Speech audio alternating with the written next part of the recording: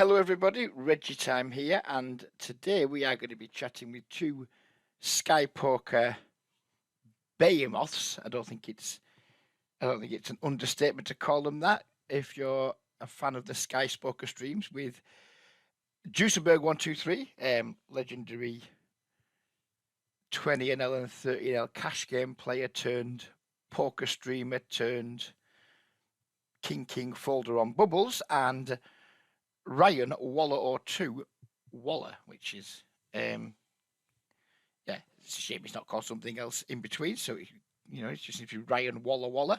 He was a really good streamer. Massively underrates himself as a streamer, as a poker player, and in my opinion, as a human being. Looking forward to speaking to him. I've never spoken to him before. We chatted a lot on Discord and in various other places. Well, looking forward to talking to him. I think he's a bit nervous about doing this, especially without about 8 million cans of fucking whatever it is he drinks to get him through it. But yeah, looking forward to talking to them both.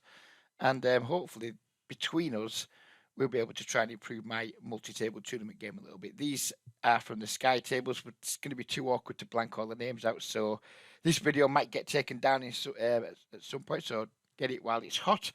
And what I've done, I played a session on, I think it was Monday night, and I just highlighted a load of spots where I didn't really know what to do, usually because of like stack depth and my lack of knowledge of shove fold spots, etc. I can't remember the spots now, so they're going to be almost new to me again. And in just a moment, we'll be joined by those two gentlemen, and we can start getting stuck in. Here we go. We got this first hand here. It's a sixes. Probably a very basic spot for anyone who knows what they're doing in MTTs. We've got Alan 23 who's opened.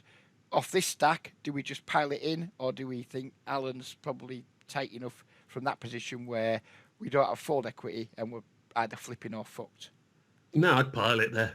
Yeah, it's just a jam for me as well. Yeah. Oh, well, this is an easy first one because oh no, I did go all in. I thought I was going to fold. Okay, fair enough. That wasn't a particularly tough spot then. Because I'm never sure what to... I think this one's here for me is just I don't know what to do with these fucking pocket pairs at this depth especially against tight players, against some of the ones who are, they're opening a lot wider. It's easy, but I don't know much about Alan. I assume he's just tight because, he's I don't think he's a very, very good rig. But I don't think he's not like uber tight. I don't think. I would never consider nit tagging the lad. No.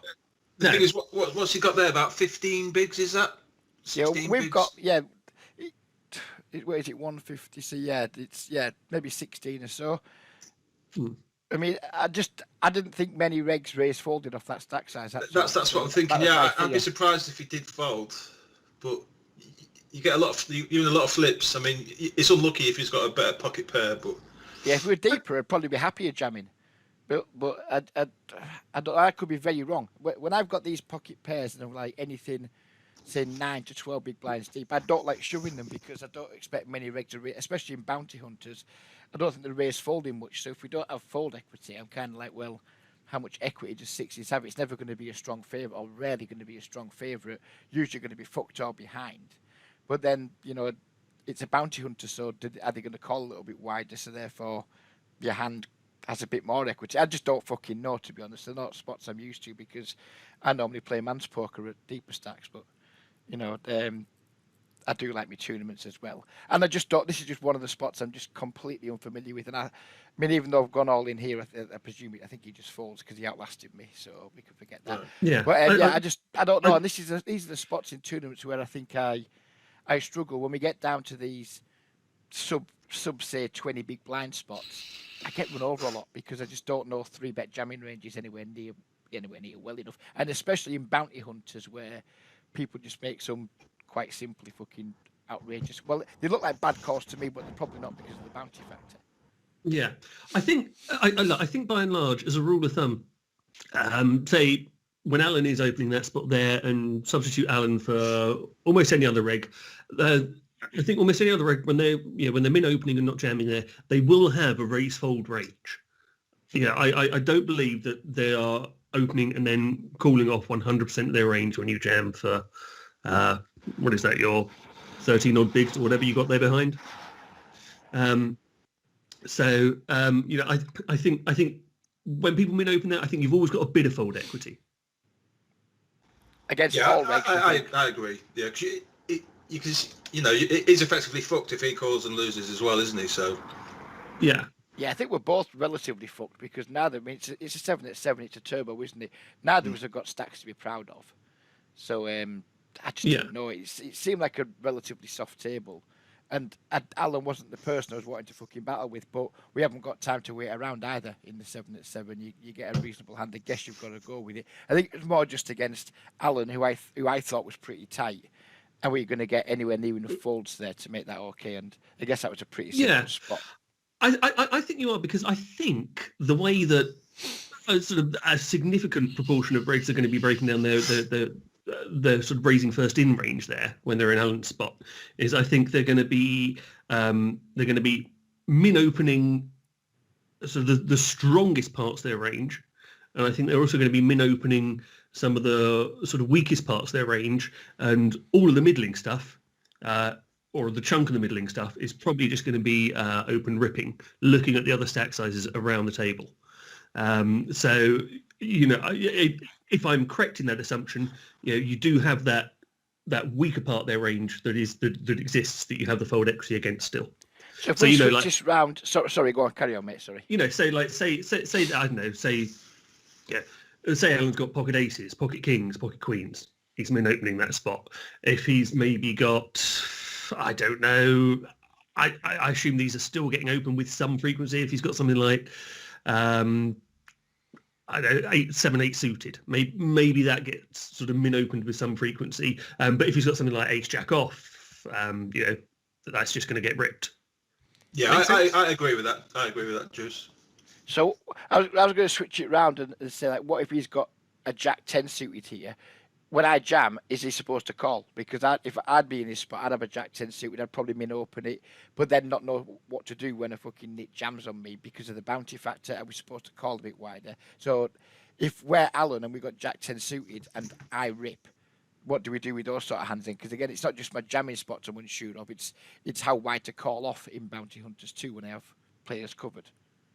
Yeah, I mean, it's a fucking grim spot then when you're Alan. Yeah.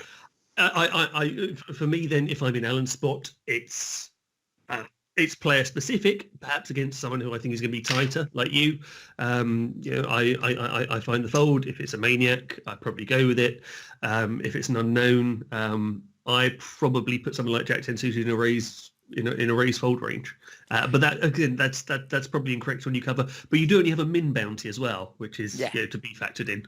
Well, that's what I was going to say. If this was much deeper in the tournament, and I don't know, say we were in the money and we were both still relatively short stacked, is that a spot where you would punt it then, or would you then kind of like just try and do a bit of laddering or wait for better spots? Because at this point, we're both it's early in the tournament still, but we're both relatively short. Neither of us have probably got an awful lot to protect in terms of interest in the tournament or equity in the tournament. So maybe it's a spot where you don't mind gambling so much, but later on where there's maybe bigger bounties in play or some laddering elements, do you change your ranges then for, I think for calling, I think for jamming, you can maybe jam a little bit wider because you have that bit more fold equity. If you add a bit deeper, people freeze up a little bit. But because of that, do we then have to adjust our calling ranges a bit more? Quite possibly so, but then I guess then it becomes more and more down to the size of the bounties because they can be getting larger at that stage. Yeah, that's the problem I have with bounty hunters. And I know Ryan plays fucking tons of them, and he works with Melty. I have no idea. Like, I hate the thought of torching a fucking stack. If I say, I don't know, say I've got a reasonable chip stack, like 20 blinds, there's lots of players that people are going to be busting in these turbos all the time quite quickly. I tend to protect my stack more than thinking about going for bounties. And is that the right way to do it in bounty hunters or not, Ryan? Is stack preservation more or less important than collecting bounties? Well, one of the first things when I first started working with Melty that became apparent was I wasn't calling anywhere near wide enough for bounties, like nowhere near. I was just far too tight. And I mean, if you see the likes of Lul and the top. If you see the top players, you see them make some crazy light calls, and I always used to think that can't be right. That can't be right. Yeah, me too. And then you find out actually it is. So obviously your stack, how much damage they can do to your stack is a factor. I mean, if you call and you lose and you're effectively out, then perhaps call a bit tighter. But in this hand, if Alan had Jack 10 suited, I'd be folding though. It's a min bounty, and yeah, he's on fumes if he loses. Yeah, but fair dues. If you had a massive bounty and it was a bit later on, then yeah, perhaps it's a spot you would be taking. Yeah, because I watched Arrogant last night, and I know none of us like him much, but the guy gets results. Yeah. And I think it was on Par's mid-X table, and I think there'd been a raise under the gun, something else happened. Ollie jammed, and... Was this King 8 suited? Yes. And I looked at that call and thought, how can that be fucking right? But much as we don't like the guy, he fucking prints money in these games, so... I just like, is that fucking right? Is that call really correct? That did seem too wide. Yeah, and that's it. But I look at stuff like that and I see players who have good results making calls I would never dream of making, and I'm like, is that really correct? Am I this far fucking out of line with my calling ranges in bounty hunters, or was the guy just punting because maybe he thought his stack's not very good and it's a chance to take a bounty, or bust kind of thing? And he may have been wound up as well because he had. Par was giving him some shit, wasn't he, in the chat box? He certainly was, but I just don't know, because I see lots of calls that I would never dream of making. Yeah, guys who all make a fucking lot more money than me in tournaments. Not just because they play more volume than me, just because they're much fucking better than me in them. And I have no idea what I'm doing with jamming or calling. In freeze outs, I'm fine. In bounty hunters, I don't fucking know. And I think a factor that the one needs to bear in mind, which I certainly don't. So, I realise I rarely practice what I preach here for anyone who ever watches me stream. But on Sky in particular, from the way the prize pools are structured and the way the bounties are structured, to anyone who's watching this who isn't familiar with Sky, unlike most sites where, you're buying for your £10, £5 goes on your head, 5 goes in the prize pool. With that £5 then on someone's head on Sky, when you knock them out, you get 75% of that, not a 50% split of it as you do on pretty much any other site. So with that factor, and also then the way that the payout structure is then done with Sky, so when you get to the top 2 places, it's not equally split and you're playing for the bounty money. It's still a massive fucking jump. It makes you so highly incentivized, 1, to be getting heads, way more so than on other sites, and 2, to be going for the win, which I think makes being seemingly extra punty actually the right play, way more than us old-fashioned cash nits can get our heads around a lot of the time. Yeah, well, that brings me on to something I was going to ask you too, especially after Ryan's quite amazing fucking laddering on Monday. Second with one head. He popped into the into Discord after and was like, fucking hell, that was shit. He's just finished second in a main, and because Ryan's Ryan, and he's got all the self-confidence of a fucking and fuck knows what. He's like, well, that was shit, wasn't it? I thought it was fucking brilliant, mate, myself.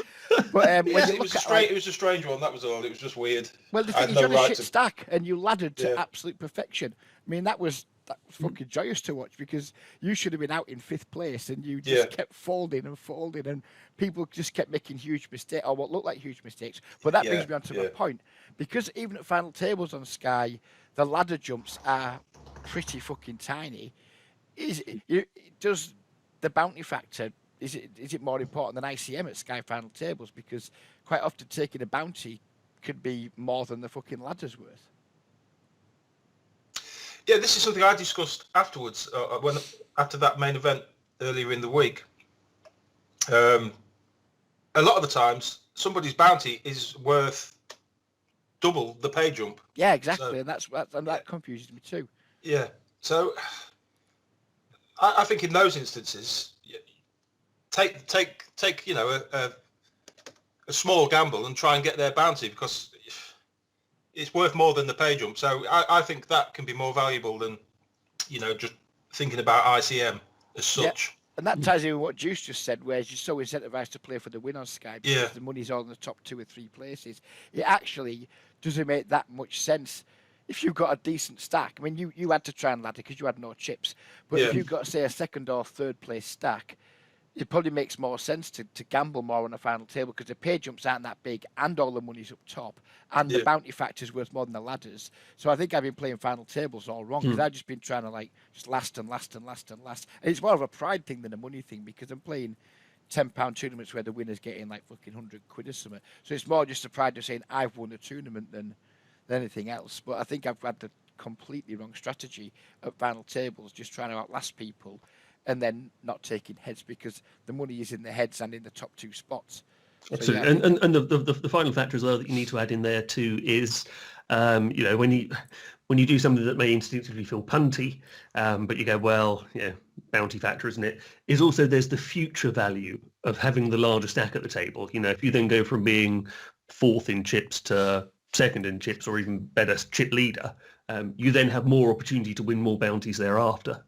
I think so there's some added value attached to that. This conversation has like made me realise just how badly I've played final tables because I think it's more an emotional thing for me because the money's not really that important because I'm playing, like say, playing 5 and 10 of tournaments apart from the mega stack. It's just like it feels to me like I've put 3 or 4 hours into this tournament. I want to try my best to actually win it. And that's more of a vanity thing than just making the right plays and making the most money. Because, I mean, quite often I've finished second and the player in third's maybe made more money than me and stuff like that because they've taken 11 heads and I've taken 2 or whatever it is. So it's, I mean, any final tables I get to going forward, there could be plenty of fucking punting going on because I think I've definitely been playing them wrong. But it does feel like I've spent a long time in this tournament. Do I really want to fucking punt it off with King Jack off suit? But if that's the play, it's the play, isn't it? I mean, at the same time, though, on the flip side, I don't think you want to be going too crazy. Like if you're chip leader, if there's 2 of you that are significant chip leaders, and then you've got 3 other shorties on the final table, I don't think you want to be getting into a pissing contest with the other big stack just because he's got a big bounty. Because I think it'd be pretty criminal to bust to him. So I think. Well, I had that exact spot on the Megastat final table last night. It was me and Fruzel were chip leaders. There was one guy who didn't have very much. I think I'd raised Ace King 4-handed. He called. It came down King Queen 4. He check raised me. I didn't fold. Turn was a queen. He shouldn't have any queens in his check raising range. So I was happy when he called when he bet and I called. River was a 4, which I thought, well, it's a very nice run out for me. Jack 10's missed. He could still be. I doubt his value better than King anymore. And I called it off and went out in 4th place. And that was against a chip leader. And I thought afterwards, is that a big ICM mistake? It's difficult. It feels dirty, doesn't it, at the time? Well, I just never knew when to fold. I was never folding the flop. King, Queen, 4, Rainbow. Never folding the flop. Queen turn doesn't feel like it's a good card for him. And then 4, I mean, he got a perfect dry run out, but I punted about maybe 40 blinds off there when I was probably had a top 2 place close to locked up. They had the CJY was on a short stack and C-Mads who didn't seem too experienced. It just felt like I butchered a really good chance. But at the same time, I was playing for the win against probably the best player left at the table. And I thought if I could basically finish him off, then I'm going to have a relatively straightforward run to heads up at least. But as it turns out, I ended up finishing just fucking 4th place with 2 heads in the end. So it was a nice run, but there wasn't much money in it. But I looked at that hand back and thought, could I fold at any point? Just not because I think I can beat, but because maybe I can find better spots. I've still got a decent chip position. I don't know when I could have folded. Yeah, Reg, I would say in that particular spot, in that particular hand, I think there is an element certainly of pick your battles slightly more wisely when you're on the FT. If there's 4, 5, 6 year left, obviously it makes way less sense for like first and second year chips to really be going to war with each other. Yeah, especially in some thin equity spots. In that specific hand against Fruzel, one you got a villain who's got some moves in his locker. If it was Conga, I might fucking just shit myself and say, well, let's move on. So there's that firstly, and secondly, the specifics of how the hand played out. When the queen paired on the turn, which was the sort of the second card down the board for anyone who's thinking what the fuck are they talking about, was flop was king queen 4 rainbow. Reg opened four-handed in position. He gets check raise. Was it check raise flop? Yeah, check raise small, and I just called. Yeah. So basically, in that spot, you're right. He's like almost never doing it with the king. The only with the queen. The only queen he's doing it with, say some queen, king, queen, off which flats. When the queen comes on the turn, he's got way less queens in his range then because there's another one. So really, his value range is kind of getting so condensed down now to being around the 4, which is pocket 4s, maybe some king 4 suited, which is perfectly fine defend, maybe some queen 4 suited. But then when you get the final 4 on the river as well, it's like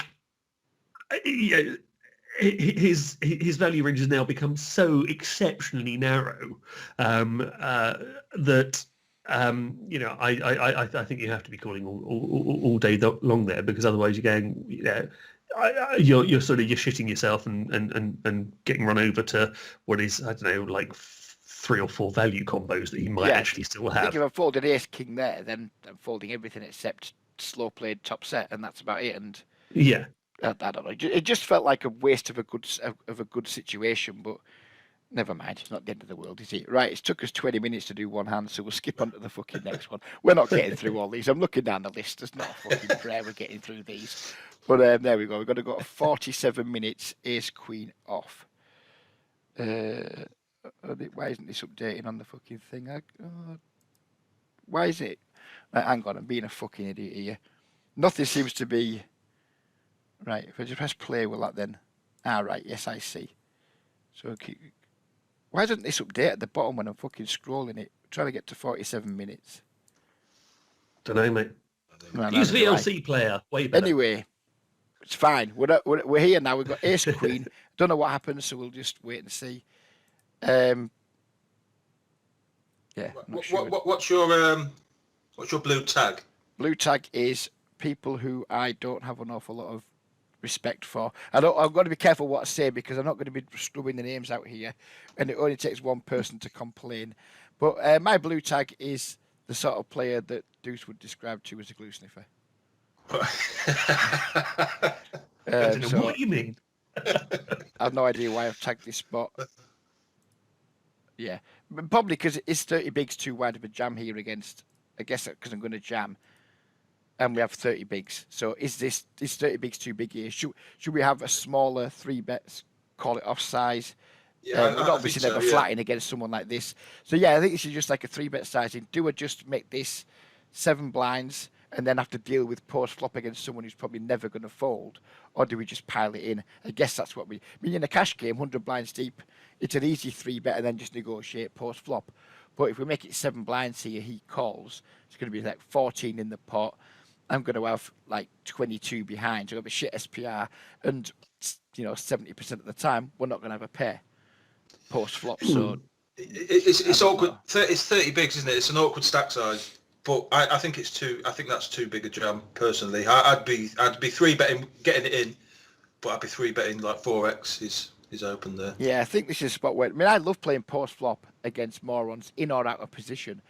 100 blinds deep, but 30 blinds deep, I wouldn't know what to do. If the flop comes down 10 high, what are we doing? Just check folding? Are we stabbing folding? Are we bet calling? I've literally no clue what to do. I think this is more like, if we do 3 bet to 7, what do we do when we miss the foot and the ball comes down and we've completely whiffed it? Is it then just a give up spot? Yeah, or what? Yeah. I think you can still 3 bet and give up if missed. I don't think that would be terrible. I think. This. It's awkward. If it was 25 bigs, yeah, you could probably jam, certainly at 20 bigs, but 30, it just seems a bit too much for me, really. But I don't know. Let's see what Juice thinks. Well, I watch streamers, and I don't know how good they are. Spraggy seems decent, but I've seen him 3-bet ripping 40 big blinds in bounty hunters with stuff like Jack 10. But there's antis in play there, and maybe there's better players. So I just don't know. I used to think that maybe ripping even like 15, 16 big blinds versus semi-notum was too much. But now I see players ripping fucking bigger than 30 bigs. So again, because I'm just not at all well studied in these spots, I'm just based on what I've seen people doing and trying to figure out what do we do on Sky. There's no bounty. This guy can definitely call with worse because he's got the blue tag. Yeah. I just don't know what to do with these stack depths whatsoever. I don't know if I should be more just fuck you ripping, just to try and collect the chips, or if we should be playing. I just literally have no idea how to play these stack depths. Reg, firstly, I'm with you. As, being a fish out of water in these kind of spots at these stack depths. So one of the things that would come down to for me is so you've given this guy a color tag, which shows you've at least got sort of some view on him. But if your blue tag is the same as, I don't know, say a green tag might be in my world. Yeah. Not all blue tags would be created equal. So I would have. There are some extra fun players, should we call them? There are some extra fun players that are by and large super passive pre-flop. They just want to get to every fucking flop, and they'll limp in a load. There are other fun players who just like to sort of click the min open button, like relentlessly. And there are so it depends upon a sort of a certain like previous read. If this guy is opening at what appears to be a ridiculously high frequency, then I can get probably behind just ripping it way more. If this is a guy who has been mixing a lot, so he's been limping in a lot first pre, with only sort of a certain proportion of his hands going into a raise first in range, I'm much more inclined to sort of handle with care. And this is so on. You made a video the other day in a spot with you versus Shrimpy. Yep. Where Shrimpy open button, you're in the small blind with pocket nines, and you just flatted there. Which I'll be honest, I still think is horrendous. I would just like flabbergasted. Fair dues, but no one loves flatting in the small blind in poker more than me, and I just don't. I don't mind playing out of position with medium strength hands. I'm confident enough, but I get you. Everyone says it's shit. So they're probably all right, and I'm probably wrong. But it's just a little idiosyncrasy of mine. I'm probably not going to change it anytime soon. But yeah, I'll take the criticism on board. Yeah. But with that sort of part of Reggie's thinking in mind, is this not an even sort of perhaps an even more appealing spot for you to be flatting in the small blind here, given that you've got a player who you perceive to be way weaker, so you could have more of an edge post flop, and who possibly theoretically at least he's opening mid position here theoretically. I say, who knows with the blue tag player in Reg as well, but theoretically has a much tighter range than, say, Shrimpy would have had when he opened button. So, this is maybe like much more of an appealing flatting spot. Yeah, I wouldn't. Compared to that. I wouldn't argue with that. There's much more of a stack depth thing, and also this player's much worse than Shrimpy, so I think we can get tons more pre-flop value. I mean, in that hand with Shrimpy, in the viewed through the prism of it's a mega stack table and we're all dicking around, there's probably shitloads of value to be had with pocket nines too. But at the same time, we were that fucking deep, and there's that much of a pissing contest. Post flop with nines is going to get way more complicated in that situation than this would be here. Yeah. I just thought there was value. I thought it was a 3-bet spot for sure because there's definitely value to be had. I just didn't know whether it's a small 3-bet and then, obviously if he jams, call it off, deal with post flop. If it doesn't, or just go all in. What was your perception of this guy then? Was this a guy who limped loads as well, or was he just sort of open raising everything he went with? To be honest, I can't remember, but I think he was very active. That's why he got the blue tag. He was in a lot of pots, probably limping and raising at some frequency. Certainly, I didn't know enough about him to if I knew something, it would stick in my memory. So he was just clearly somebody who is just getting involved a lot, and this felt like a tricky spot to me because of the stack depth. 18 bigs or less, easy rip. 40 bigs or more, easy normal size 3-bet. 30 bigs. It's an awkward stack size, 30 bigs. One thing I did forget to say though, there are players, and you know who they are. I'm not going to name names obviously, but there are players that who will call here. Will call the 30 bigs 3-bet jam. They'll call with rag aces. They'll call with shit. And against those players, against those players, you're just getting it in. because you know they're likely to call with a lot worse. But It just feels dirty to me that I'm identifying, oh, this is going to be a tough spot against exactly the sort of player you want to play with. yeah, And then I've got to do this against him, which I would never do in a yeah, cash game. I have this guy in a cash game, I'm loving it. In a tournament, I'm like, all of a sudden, this feels like a tough spot to me, even though our opponent, probably isn't a highly skilled player. And I just didn't. It felt, whatever it did, felt dirty. Flatting, I quite like the idea of that now, Deuce, to be honest with you, especially as it brings in the big blind, possibly, who we cover. So that's that. In hindsight, I'd probably prefer flatting. I think 3-bet small, I don't like, just because I'm going to get really annoyed when it comes down 10 high post flop. I check, he goes all in, and I probably fold the best hand at least some of the time. I think ripping would be preferable if your stack sizes were reversed. So if he had basically 30 bigs behind, but you had him covered. Yeah. Yeah. Also, I tend to jam, 25, 30 bigs with strong hands. I mean, this may be terrible, but if say the person opening here was an absolute beast, and I know he's more than likely going to outplay me post flop, I'll probably just jam here with 30 bigs as well, because if someone's got a massive edge on me post flop, I don't want to play post flop with them if I don't have to, and that's probably terrible. But that's another instance where I just jam 30 bigs. Is post flop edge not reduced when stack depths are really quite shallow? Yes, but it's still there for me anyway. So yeah, it is still there. In fact, what Ryan has just said is something that I've heard Lex say on stream quite a lot in the past. That there are spots where he's more inclined just to sort of open rip a hand, because maybe say if it's blind versus blind, because the person he's ripping into is just an absolute fucking monster, and he'd rather kind of not have his trousers pulled down and realise his equity. Rather just take it down win a small pot than that's weak. That is weak, but it's no, there's some merit to it though. It's kind of sensible if you really feel that way. Of course, the only problem is that Ryan Waller fella has got sort of just the ridiculous of confidence, which is which one of these days, Ryan, to the reality of his ability. We're going to have one of these chats, Ryan, one of these days, because I don't understand your lack of confidence in fucking general. I don't know if you fell in a bucket of fucking nipples, you come out sucking your thumb. I think sometimes it's you're a strange cat, because you're obviously you're good at what you do, but no matter how good you do, you find a way of turning it into a fucking negative. That's just me as a person. I understand that, mate. I understand glass that. Half empty guy. And to be fair, that's probably why people you endeared yourself to people, because people they look at you and think, how could such a fucking big lad? It looks like he's got everything going for him, but then you got a fucking fat old hideous cunt like me who's got like 10 times more confidence. It makes if I had your looks and your build, I'd be the most confident man on fucking earth. I'd be unbearable. But I don't understand it. But you make me blush now, Rich. That's for another time, sir. We said we weren't going down this road today. No, that wasn't me trying to flirt with you. That was me just genuinely trying to pay you a pleasant compliment. So fuck off. Right, next hand 4-4, table 1. Right, it's working better now. 56 minutes.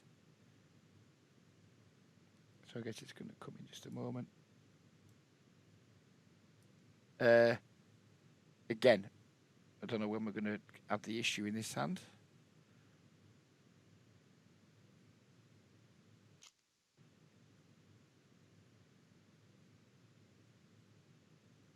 Maybe there isn't one. Can't see where an issue's going to be coming. Fuck knows. Let's see what happened. Right, yes, versus Juice's favourite situation. What are you doing? I'm obviously going for the raise here because this board significantly favours my range, and that bet looks bullshit. But what are you two typically doing in this spot with 2-4s? Well, my issue here is you've still got Scott to act behind. If this was heads up, then I as default I just raise min donks heads up with everything. Well, what about if the board's different? I mean, Jack King, it makes a lot of sense for us to we can, even though we probably wouldn't do a lot of raising on this board, it's a board that heavily favours our range, so I think we can raise, turn a hand like this into a bluff and raise it. But if the board's say 9-7-3 with the flush draw, I think then raising is far worse, because we can't represent as many strong hands, and our opponent's probably going to have way more they're going to want to call with. So this is that kind of a spot where I know I see a lot of people saying, "Oh, raise min donks all the time," but I think board texture needs to play into it at some point. I mean, yeah, you could raise here, and then obviously if Scott calls, then you're giving up. But of course, I like a raise here. Yeah. But would you be raising on all board texture? I guess that's the question here. I mean, I've raised here just because it's I can represent some strong hands. I wouldn't have made this raise on 9-6-2 two-tone. In fact, I might even just fucking fold to it. I might be a really weak cunt and just fold to the min bet on like on a 9-6-2 board. But I know Juice, like, he raises a lot against donk bets. Do you factor board texture into it a lot, Juice, or is it just fuck you, min bet, eat my raise? That's I do. That's why I do it as well as a fuck you. But I don't know about depends how many beers in I am and how pissed off I am at the time. Well, let's get like good juice in there. Good thinking juice. Okay. Well, look, there are an awful lot of people out there, recreational players, who are just serial min donkers and serial min stabbers. There's no thought to it. They just love sort of doing that. And as a general rule of thumb, I would say treat a min donk as a check. Just imagine that the guy in the small blind has checked, and then I'd look at my hand and I'd decide what would I do with this part of my range on this texture in this situation. If it would be a hand that I would normally see bet, then I would be raising. If it would be a hand that I would be checking, then I would just be flatting them in donk. Yeah. That would generally be my approach there. This is one of those boards which is kind of, yes, you're going to have you as the pre-flop aggressor, you're going to have a lot of trips here. You're going to have full houses, that sort of thing.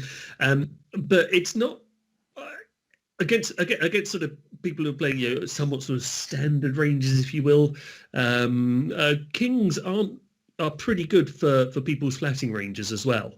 People are going to be three-betting way more of their stronger aces than they are their King X hands.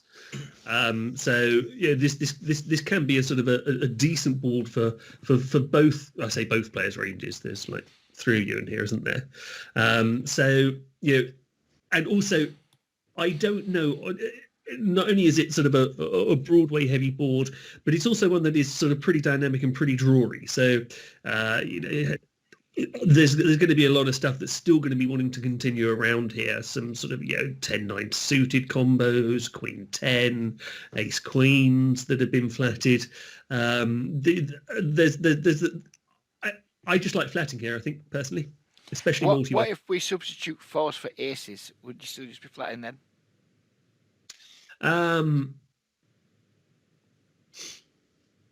I think I would still. I think obviously with aces, I would still flat a street and then reassess, because you got Scott still behind you to come.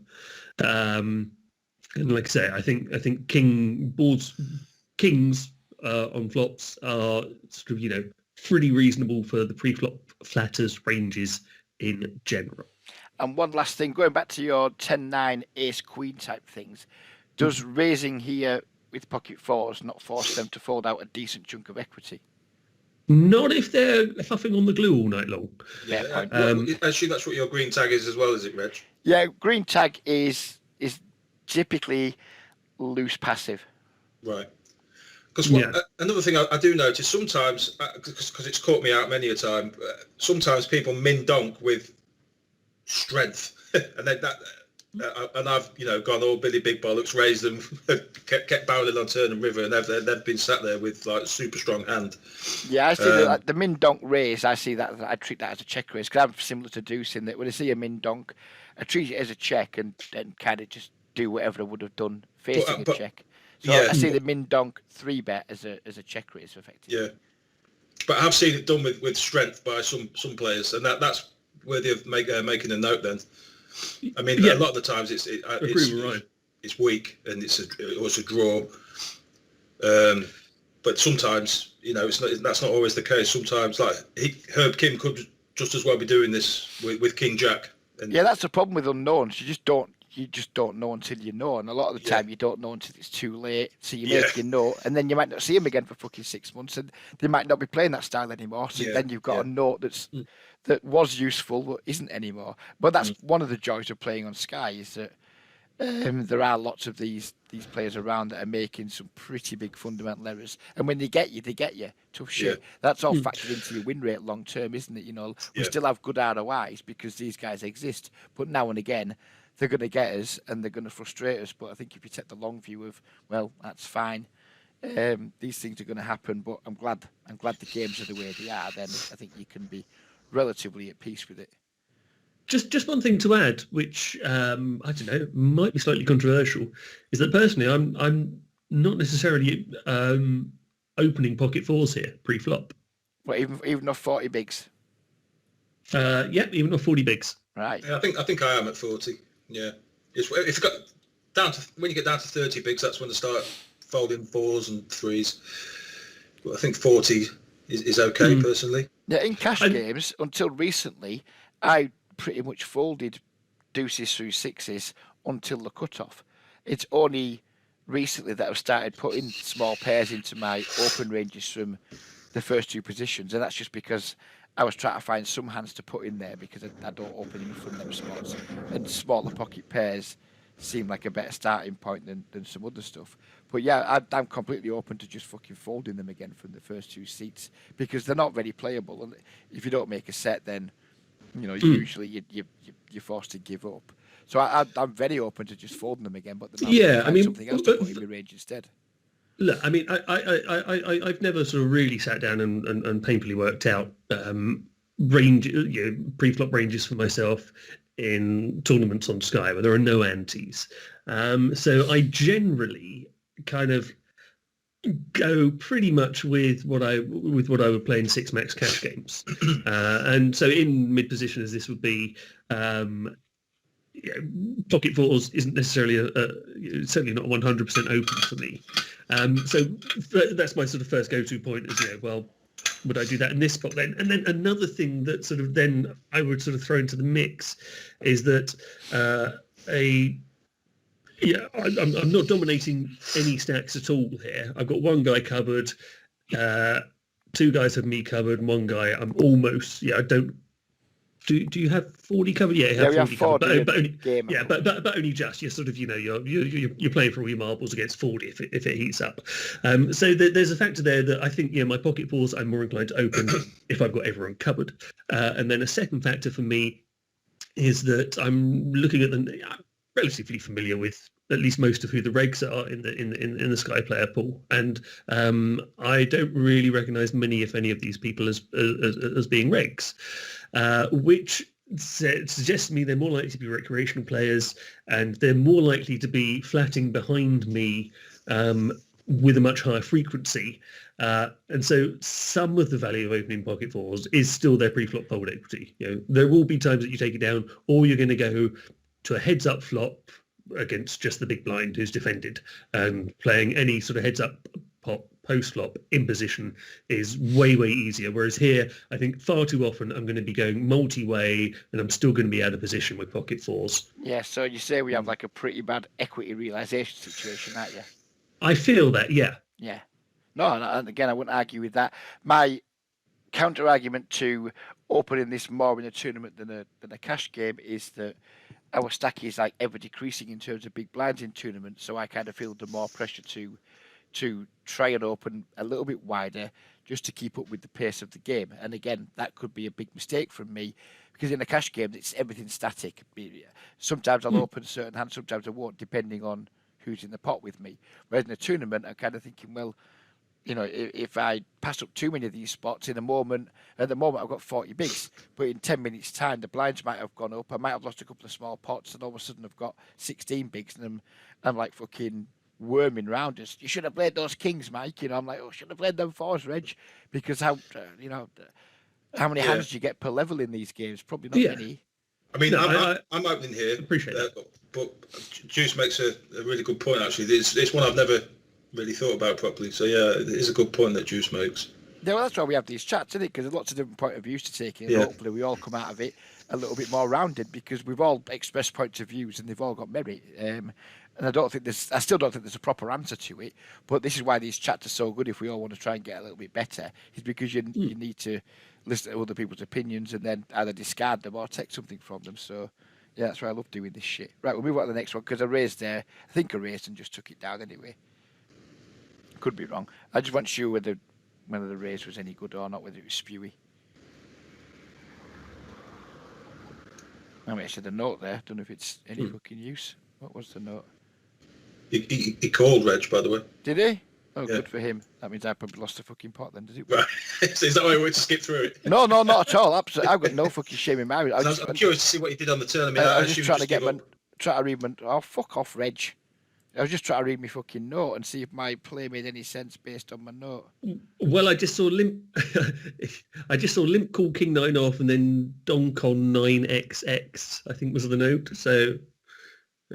Yeah, look at that. Do I check my note before I raise? That's the problem. If I raise first, then check my note, right? I've got an issue with me here because don't raise then check your note because that's too fucking late then, isn't it? Yeah. Limp called King 9 and Donk. But he donked pot with top pair and now he's min donked. Okay, yeah. Well, it's still too late for me fucking note. I mean, I should be checking that note before I make a marginal decision. But let's see what happens. We'll play it out now because I don't want Ryan accusing me of. Because I don't. I'm curious. There's no shame in happens on my the game turn. whatsoever. I mean, personally, you're going all the way. Looks like it, doesn't it? Yeah. I mean, good game, Reg. Good game. Yeah. What is this line all about, though? Min donk call know, min donk I know. again. No, I timed out. I'll be honest with you. I think I would have jammed there if I didn't time out. I think I'd have been lining up for a jam there to try and get a jack to fold. But how successful that would be, because that to me looks like I've got a jack. So I think without my time back, mate. I Against think that I'd kind have of player raised. type who's got a big stack and already got you well covered. Yeah, I don't think there's any shame in raising and then giving up on the turn, even to a min bet against a player who isn't going to fold. It just makes no sense to me. I think I just give up. The once he time back calls. saved me there because I'm pretty sure that had I had more time, the second bullet would have been coming there. So thank the Lord for Sky's awful time bank situation. Yeah. Right. And it just snapped you off with Jack X, I think. Oh so. yeah, without the on review, of course he fucking would. But in the heat of battle, when you're feeling like your dick's shrinking by the fucking second against bad players, it can go wrong. Right, we're looking for 61 minutes. Yeah. Pocket fives. Table Didn't like the two. flop raise. No, and that's completely fair. But I've got no shame in me. If what's the point? If you're going to hide all the stuff you don't like that you've done, then you're not going to learn very much, are you? That's my way of looking at that. Right, I said it was pocket fives here, but it might be that pocket sixes. It might have. Oh, fuck off, Reg. Is there a pocket fives? No, we'll assume it's a pocket sixes and not the pocket fives that we want to look at here. Because my note says 61 minutes, table two, pocket fives, but we'll see if it's a sixes instead. This is again just another spot against Ollie, I guess. Is there any flat in here at this stack depth? There's no jamming, I don't think, versus Ollie's under the gun range, but maybe there is. I don't fucking know. I mean, I think obviously Ollie's one of the top tier regs on Sky. My read on Ollie is he's tighter than most regs. Yeah, I think both him and Matt, I think, are probably two of the tighter, very successful regs. I think they set themselves apart from most of the other regs on Sky that win a lot of money. I think they're significantly tighter, but that could be wrong because I don't have a lot of experience playing with either of them. But they definitely both seem on the nittier side to me compared to the other crushers. I was on Ollie's table in the Mega Stack last night, actually, for quite a while, and I was giving him a load of shit in the chat for being such a nit. Yeah, I think nit's a bit harsh, but he's certainly he's on the tight side. Ryan. If it's a fucking nit, it's a fucking nit. You've got to call a spade, fella. Yeah. sorry, Ollie, if you're watching. Yeah, you are a bit of a nit. I mean, look, I'm terrible in these spots. I'd probably still set mine here, and it's probably really bad. So. Yeah, and this is what I don't know. I mean, I'm seeing lots of green tags behind me, so I think the value in flopping the set goes up because I think we've got a good chance of getting paid by one of them if we do make a set, the downside is if we flatten someone jams, then we've just burned, 10% of our stack, 8% of our stack. Yeah, I mean, I agree. I wouldn't be jamming here because it's under the gun. You've still got loads of people to get through.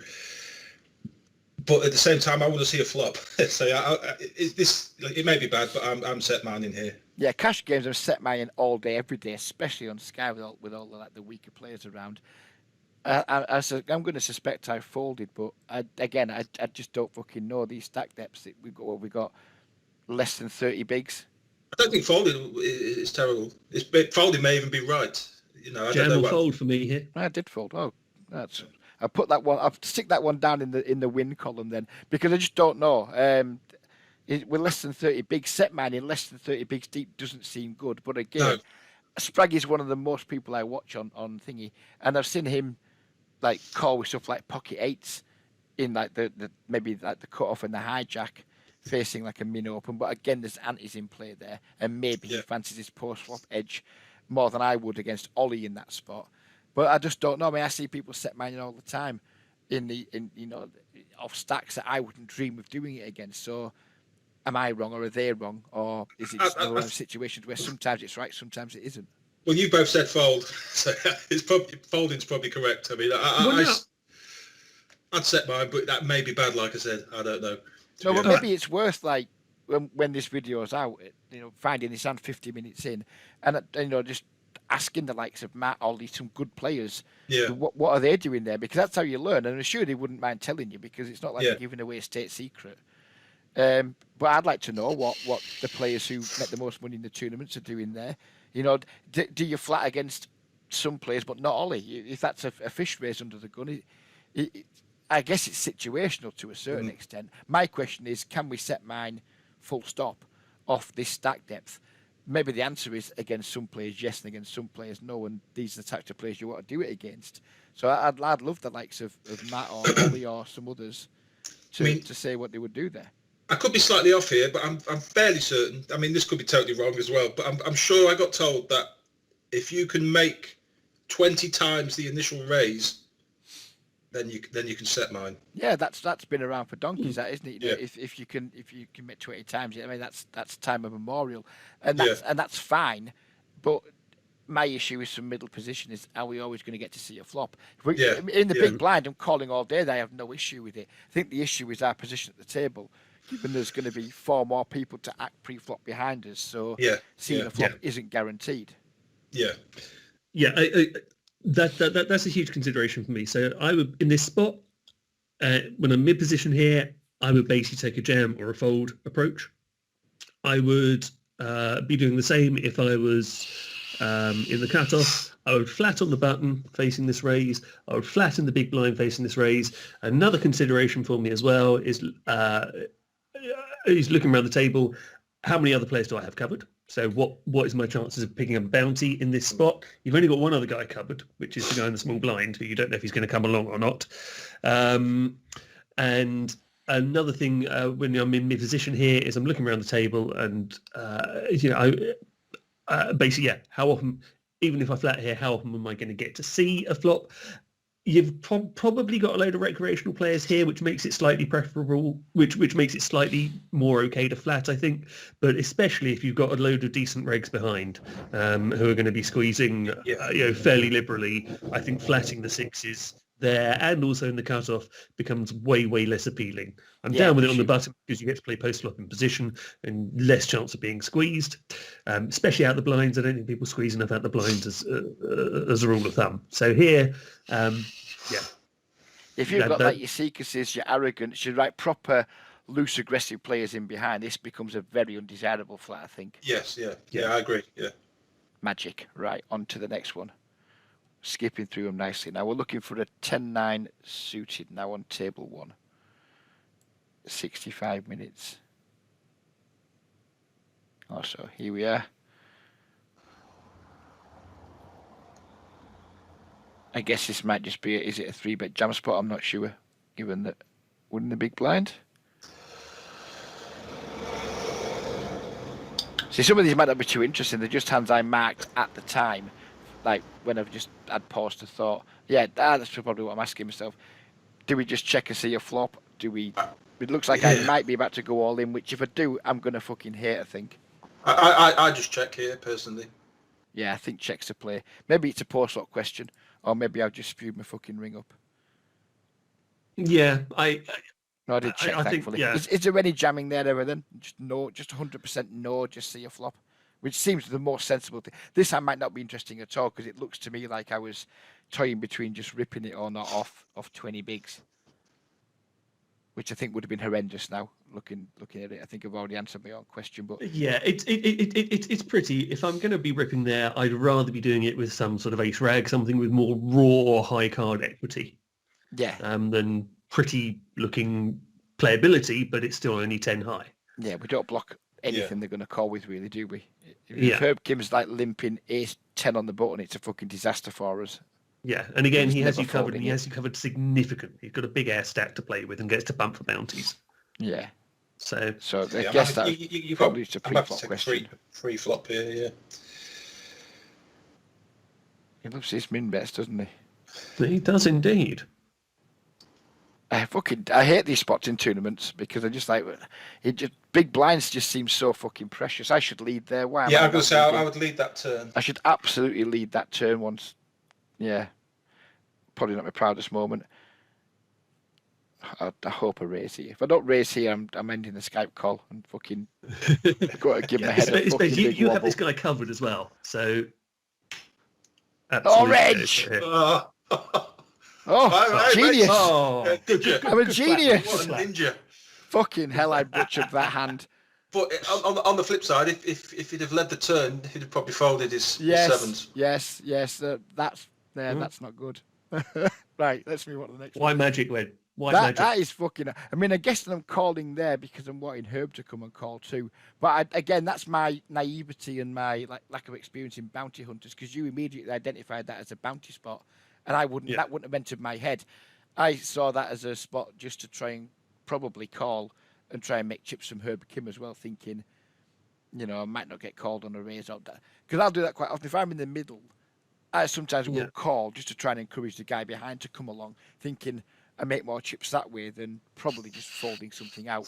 But you were right. You instantly said you have him covered, and that would not have even entered my head. And that absolutely should have entered my head. That's an easy jam because I do have him covered, and he's probably not. He's probably committed himself with a king. He can certainly have worse nines out of the small blind. Not many, maybe, but he can have some 9-8, 9-6 suited, maybe.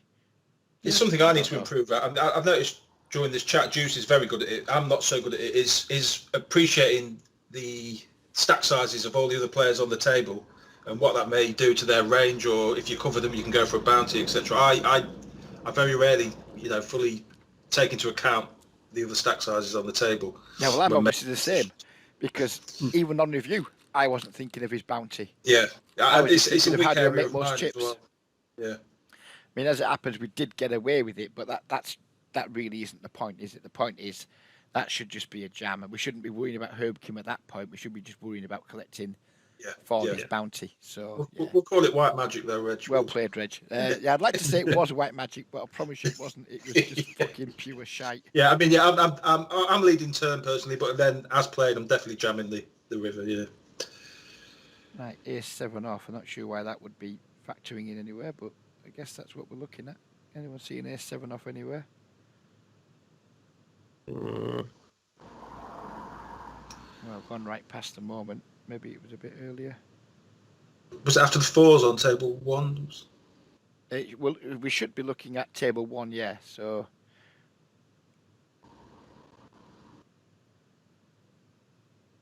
Do you think next hand, Ryan?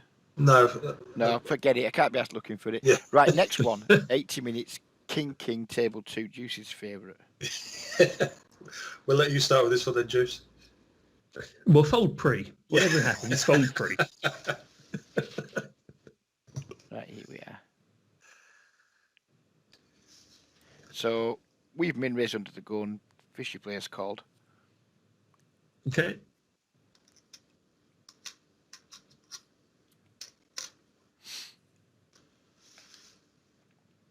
Now, this is a spot where I've started doing this recently. So this is kind of come since I've trying to remodel my cash game, and at the moment, it needs work for sure, because I think there's some boards and some games where we just need to c-bet. I've been kind of c-betting close to 100% on anything jack high boards and better, and checking close to 100% on 9 high boards and worse, and 10 high boards have kind of been trying to mix it up a little bit.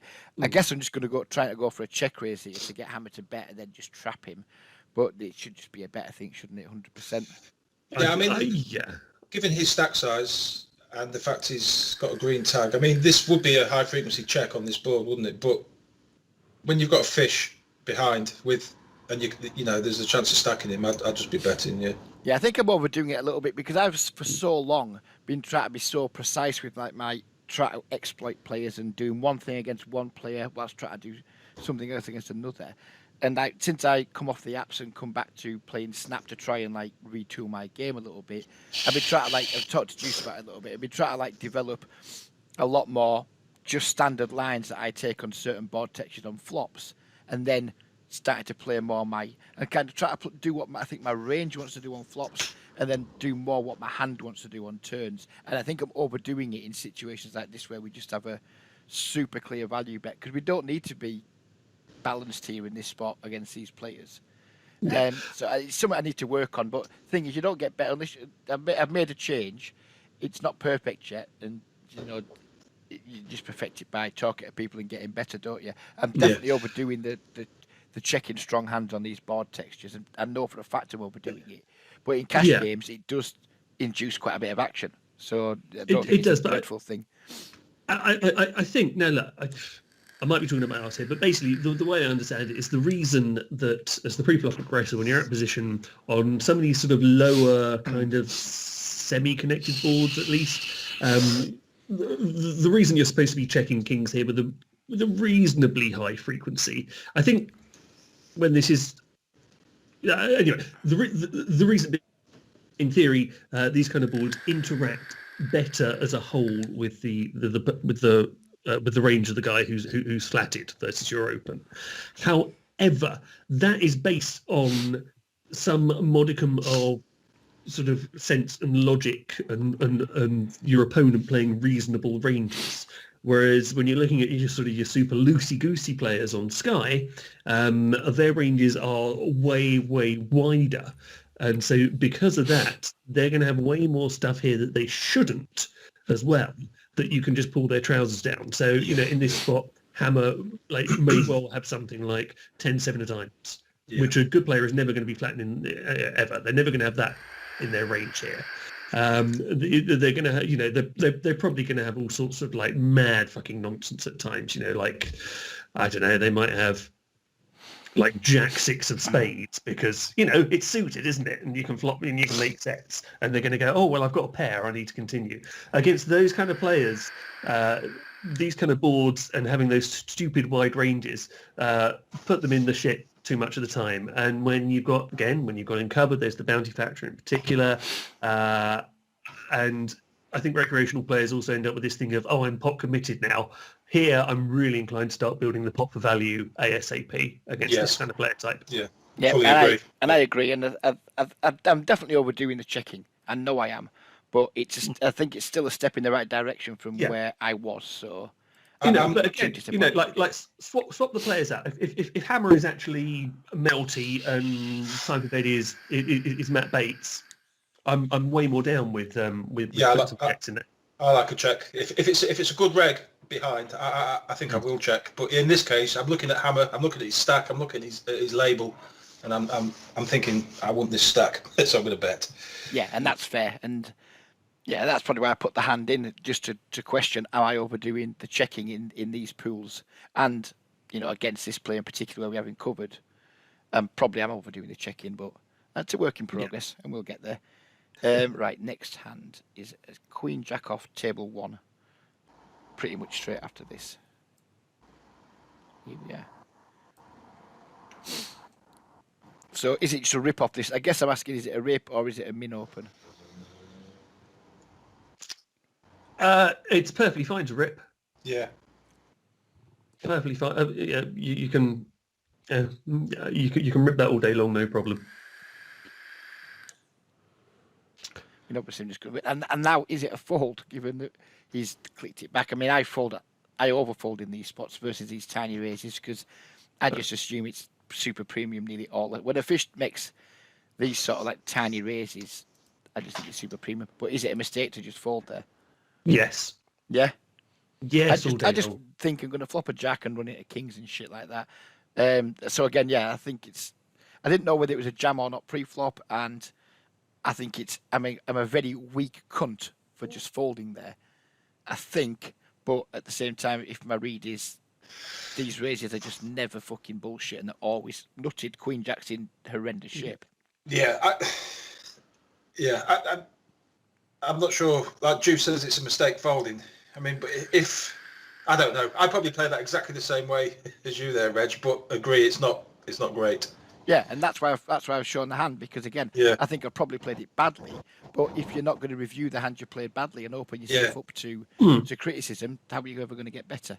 The thing is, you're in game, you get that min click back, and you think, right, that's aces, that's kings, because in that, more often than not, it is. So, in my experience, is it? I mean, yeah, I see loads of fucking min clicking and ridiculously small 3-bets, which are nonsense as well. There's more. There's. So it's not always nutted.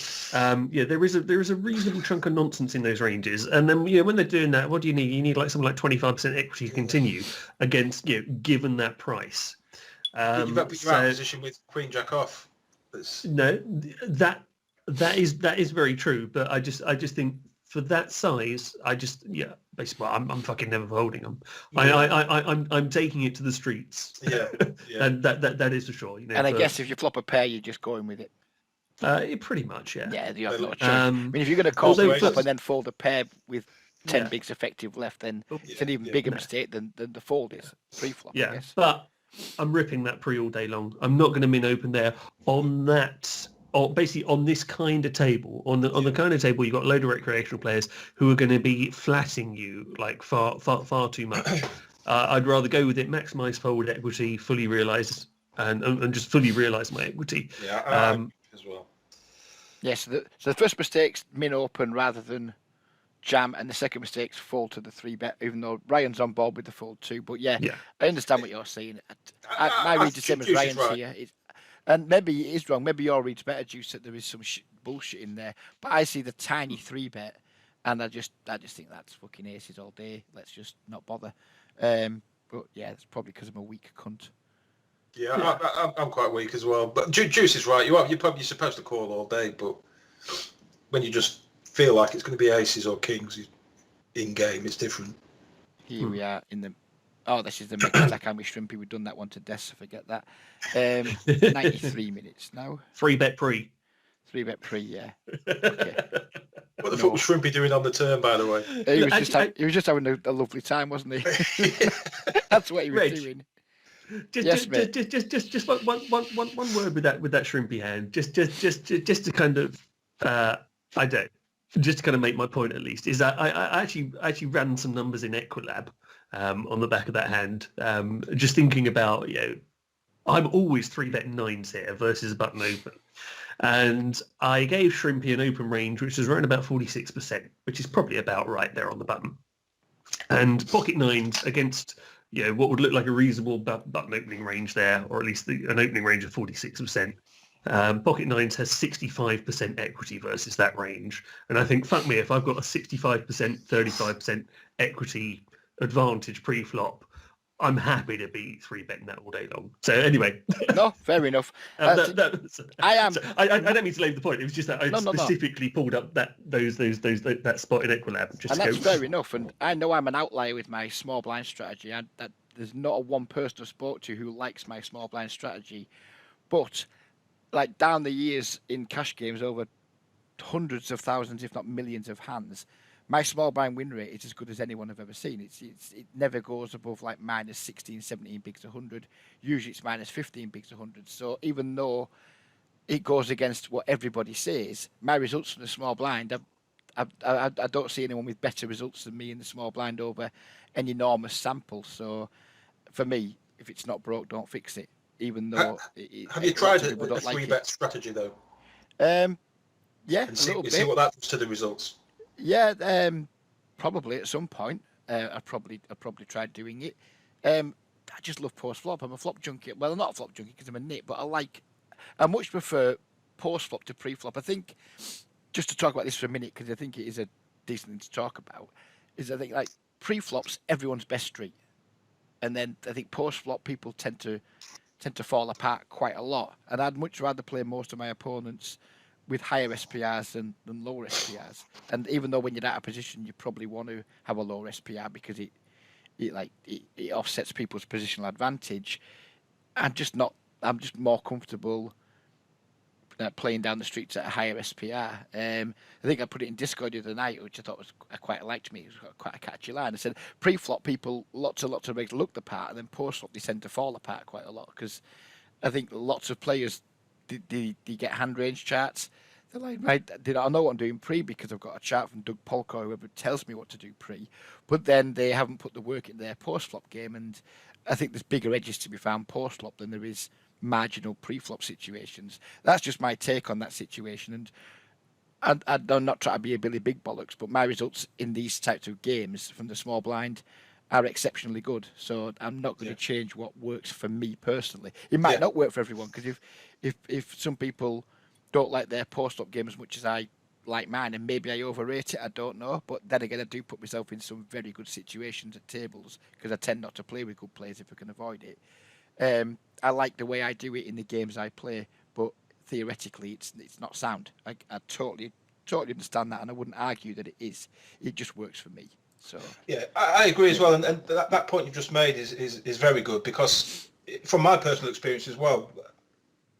Obviously, my post-flop game, I put myself by playing these pre-flop ranges as I should be. I put myself in spots where I'm quite uncomfortable with post-flop, but that's for me. That's all part of improving. Of course it is. If you continually avoid tough decisions and take lines to avoid tough decisions, you're not going to get better. And when I was coaching people back in the day, so many players will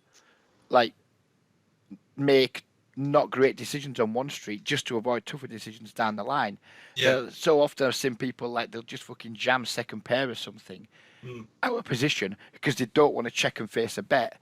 And it's just not good. You want to be embracing these tough decisions, and the ones that you find really tough, or the ones you find yourself misplaying a lot, they're the ones that you want to go and discuss with people whose opinions you respect. Whereas too many people are too ashamed. They think they played a hand badly. They don't want to fucking share that with people. Yeah, just delete it and never speak about it again. But you don't learn doing that. You don't get better doing that. You've got to open yourself up and say, look, I think I'm really shit in this situation. Here's some examples. Yeah. What can I do better? And that's how you get better. But you've got to be in an environment where you trust the people who you're talking to A, not make you feel bad about it, and B, to actually give you good advice. And I think that's the problem lots and lots of recreational players have. They aren't lucky enough to be in Discords and have people like you to talk to. If you don't have people to talk to about stuff, then you're just going to keep making the same mistakes over and over. And if you just go to somewhere like my Facebook group, you can post a hand and you can get 30 different opinions, and all of them are probably shit. And you don't know which one to pick. So I think you're better keeping your circle of people you talk to pretty small, and make sure that the people you are talking to do know what they're talking about, rather than opening yourself up to a much wider audience and then getting tons of different opinions where you don't really learn very much. You do learn how shit other people play too, but it doesn't help you get any better. We're looking for an ace-8 off here on table 4.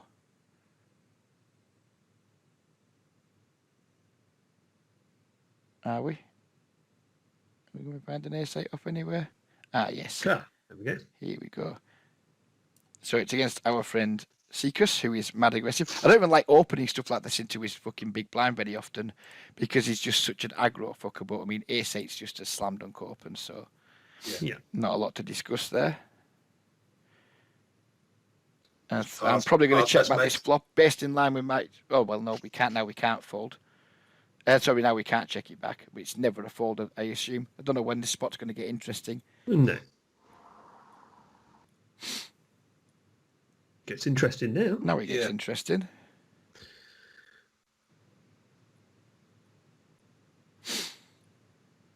Any raises here?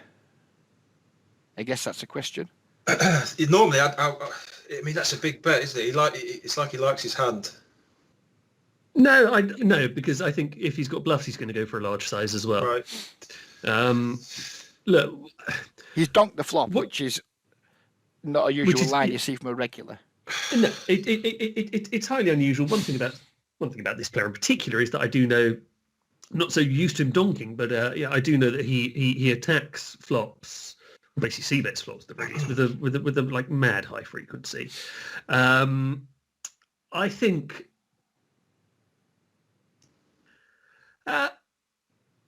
I think I'm flatting here. I think I'm flatting to keep the bluffs in because what is his value like? Yeah, it's not. I doubt very much. Well, look, I doubt very much he ever has pocket nines here that he's not 3-betting pre. He loves 3-betting pre, and especially squeezing here, button after a small blind flat. So look, he doesn't have fucking pocket nines here. How often does he have pocket eights? Well, there's one combo of them because Reg has got one of them.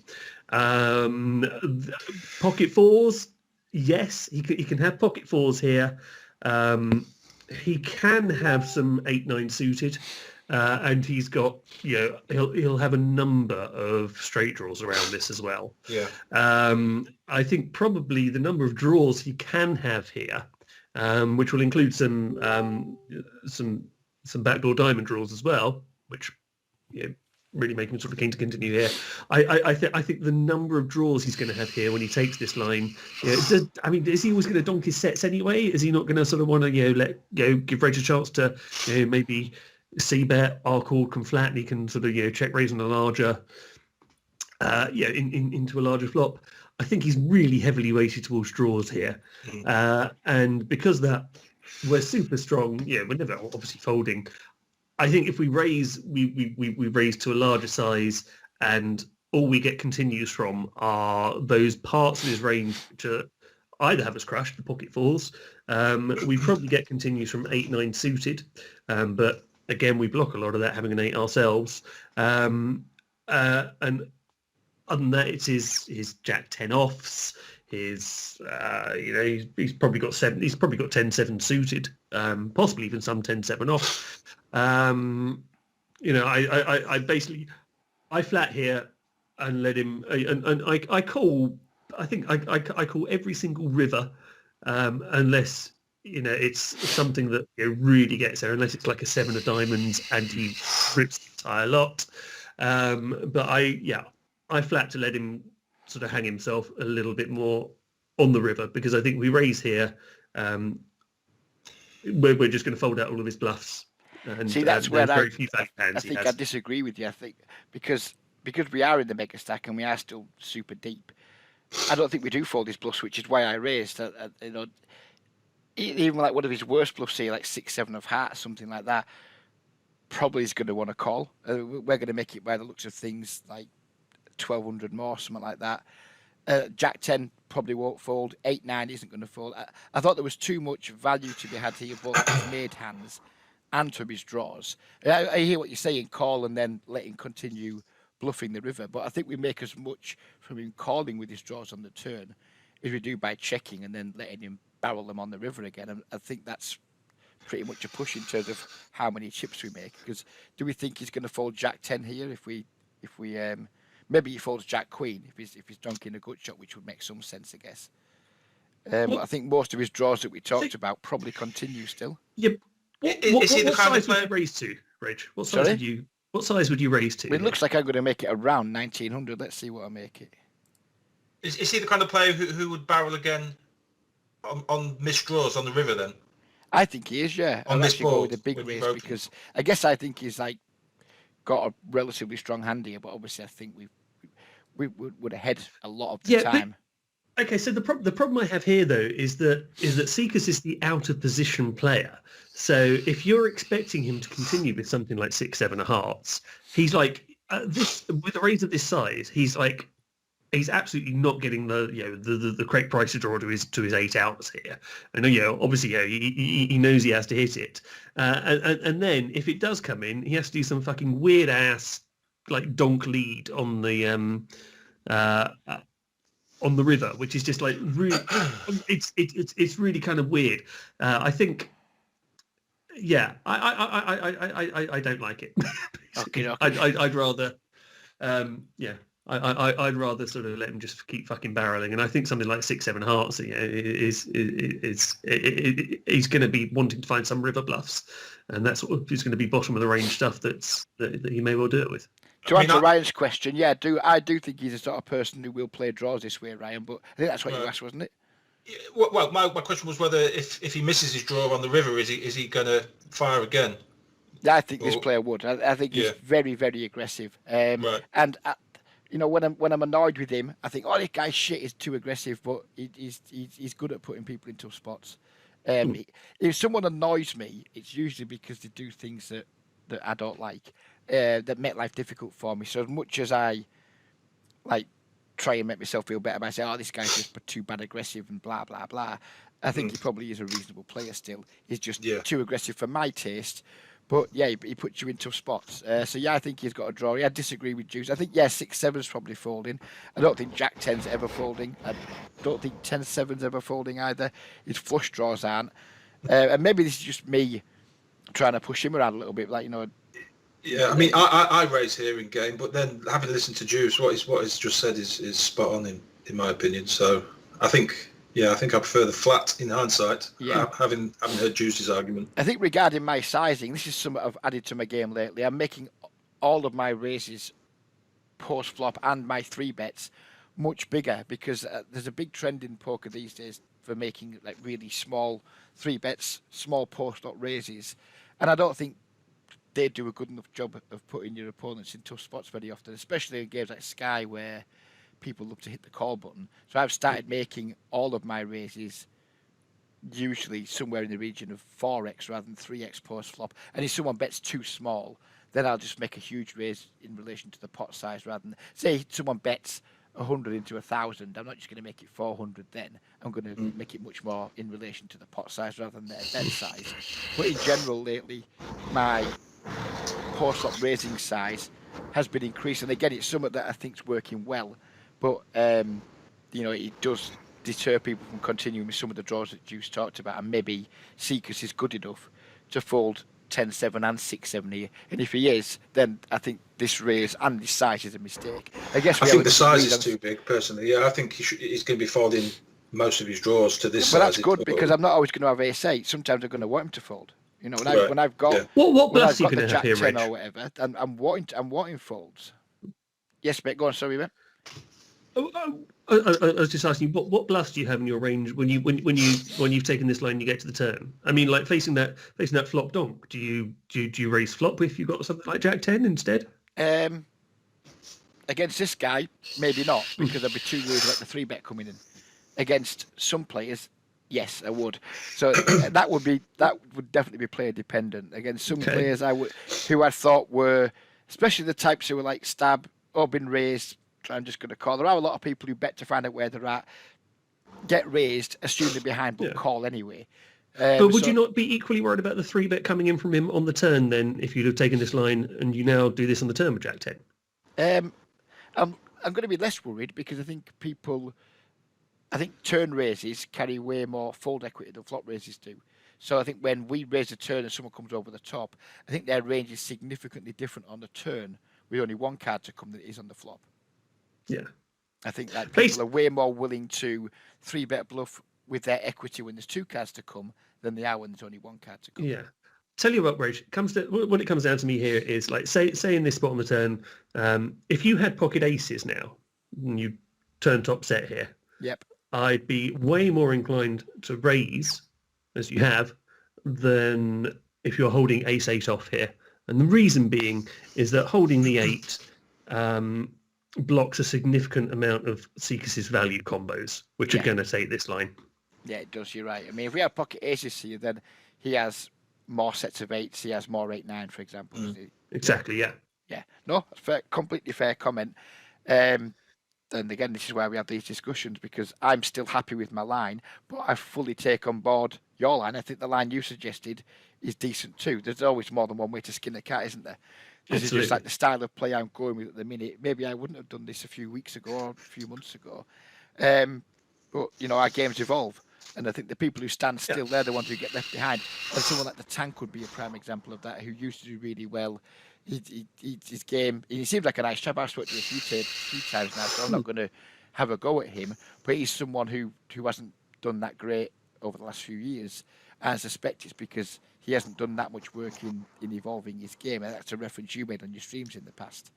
And I'm always trying to improve and do things differently, see what works, what doesn't. Sometimes you look like a genius, sometimes you look like a fucking moron, and but I'm always willing to do that, because if you are standing still, then you're going backwards. So this hand's about to get really interesting, if I remember correctly. Now what are you doing?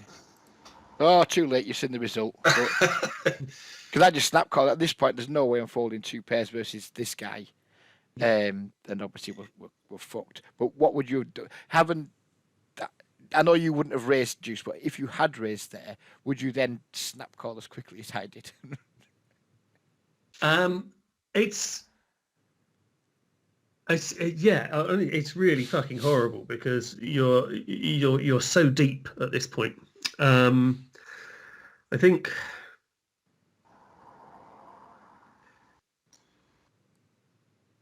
because it's like it's Seekers as well, though, isn't it?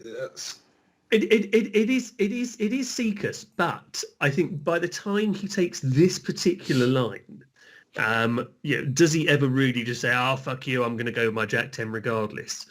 I'm not thinking he is. I think taking this 3-bet rip line here when you're super deep, I think even with a very sort of loosey-goosey aggressive player, I think there are very, very few players who are finding bluffs here now with this line.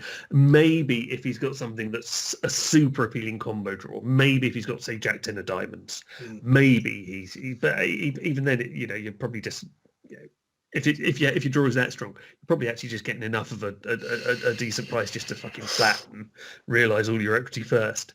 I think it's really, really close for Reg now as played. I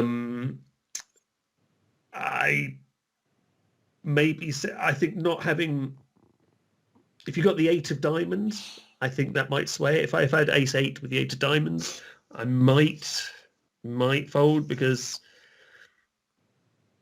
does he ever do that with 8-9? I don't think he does. I'm expecting. Yeah, it's fucking horrible. It's definitely really, an element really in this of it's Seekers and fuck you. There's certainly an element of that going on, because he does put me in a lot of tough spots. I'd rather not see him at my table, to be honest with you, even though I think he does make some aggressive mistakes. There's still on Sky tables. He's not one of the people you're delighted to see when he gets there, because he makes life more difficult than it ought to be in these type of buying games. I do agree with you. It's just that when a hand has developed to this point, I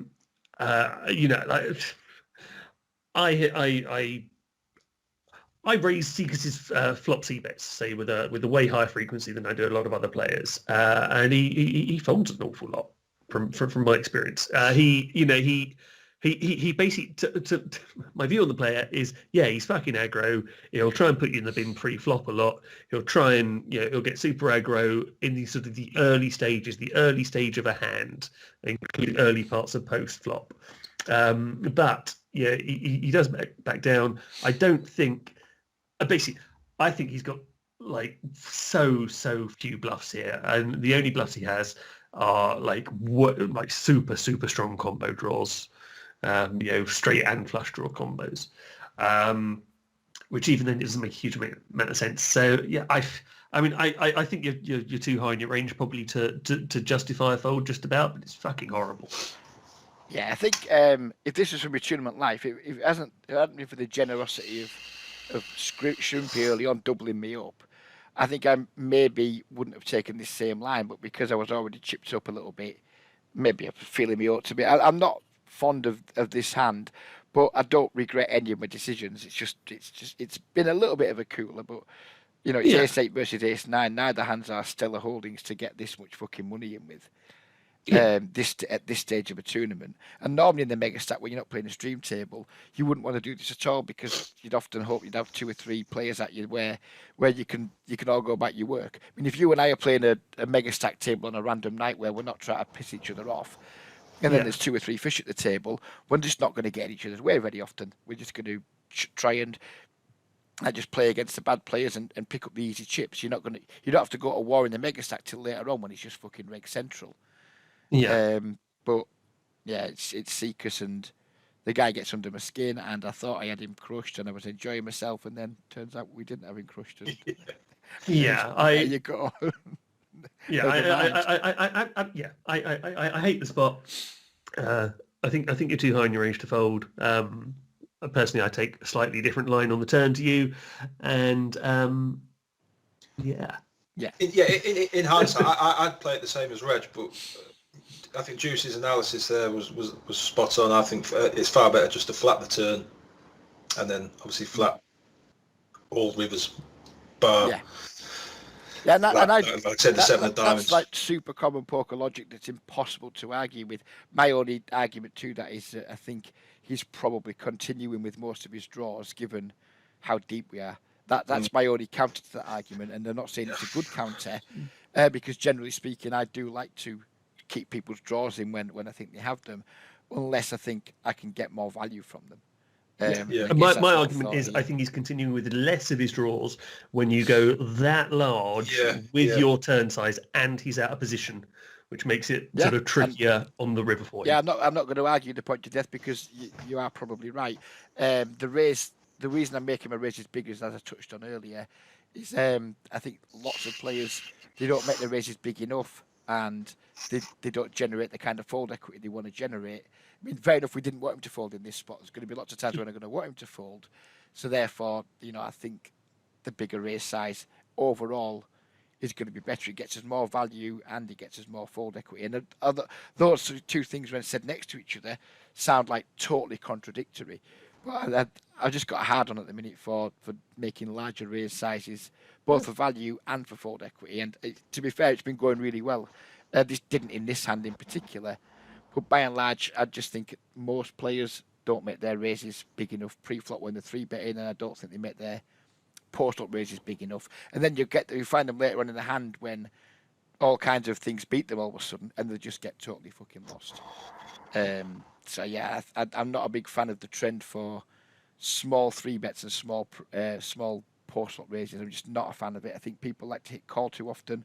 So when we want them to fold, we need to make it bigger, and when we want value, there's no harm making it bigger. That seems a very tournament-specific thing to me. Those the smaller sizes that you're talking about. Have you not been seeing that in your snap games? I see when I min open in snap. That's my standard open now. In min open, I see lots of players still just making it 6x versus the min open. Okay, yeah. But it's still sort of 3x relative to the open size at the very least, I think. But it's. I was thinking you were referencing more the kind of the guys who might say if they're in an MTT and they're 3-betting you and they're in position, they might go for a 2.5x versus your open. And shallower stacks, that of course makes sense because it works pretty damn fucking well. You and I have both expressed our disgust for that, but it fucking works because we faulted them quite a lot. I've seen you do it on stream, like where you've min open, someone's made it like 5x and you've got really cross and folded. I know I've folded because we've seen me do it in this video. So yeah, I think it's more effective in tournaments because you're threatening people's stack way easier. If you're playing 30 blinds deep, 5 blinds threaten someone's stack. Or if you're playing 100 blinds deep, 5 blinds doesn't even fucking make a bruise on someone's stack. So yeah, I think relative to stack sizes, smaller 3-bets is better like late in tournaments. I was talking more in deeper stacked spots than I'm still not that comfortable myself. If someone opens, even off when I've got 25 bigs in the tournament, I'm still not that comfortable making it 5x versus the min raise. I still tend to go a little bit bigger, which is why I get confused because I do want to make it 7 blinds.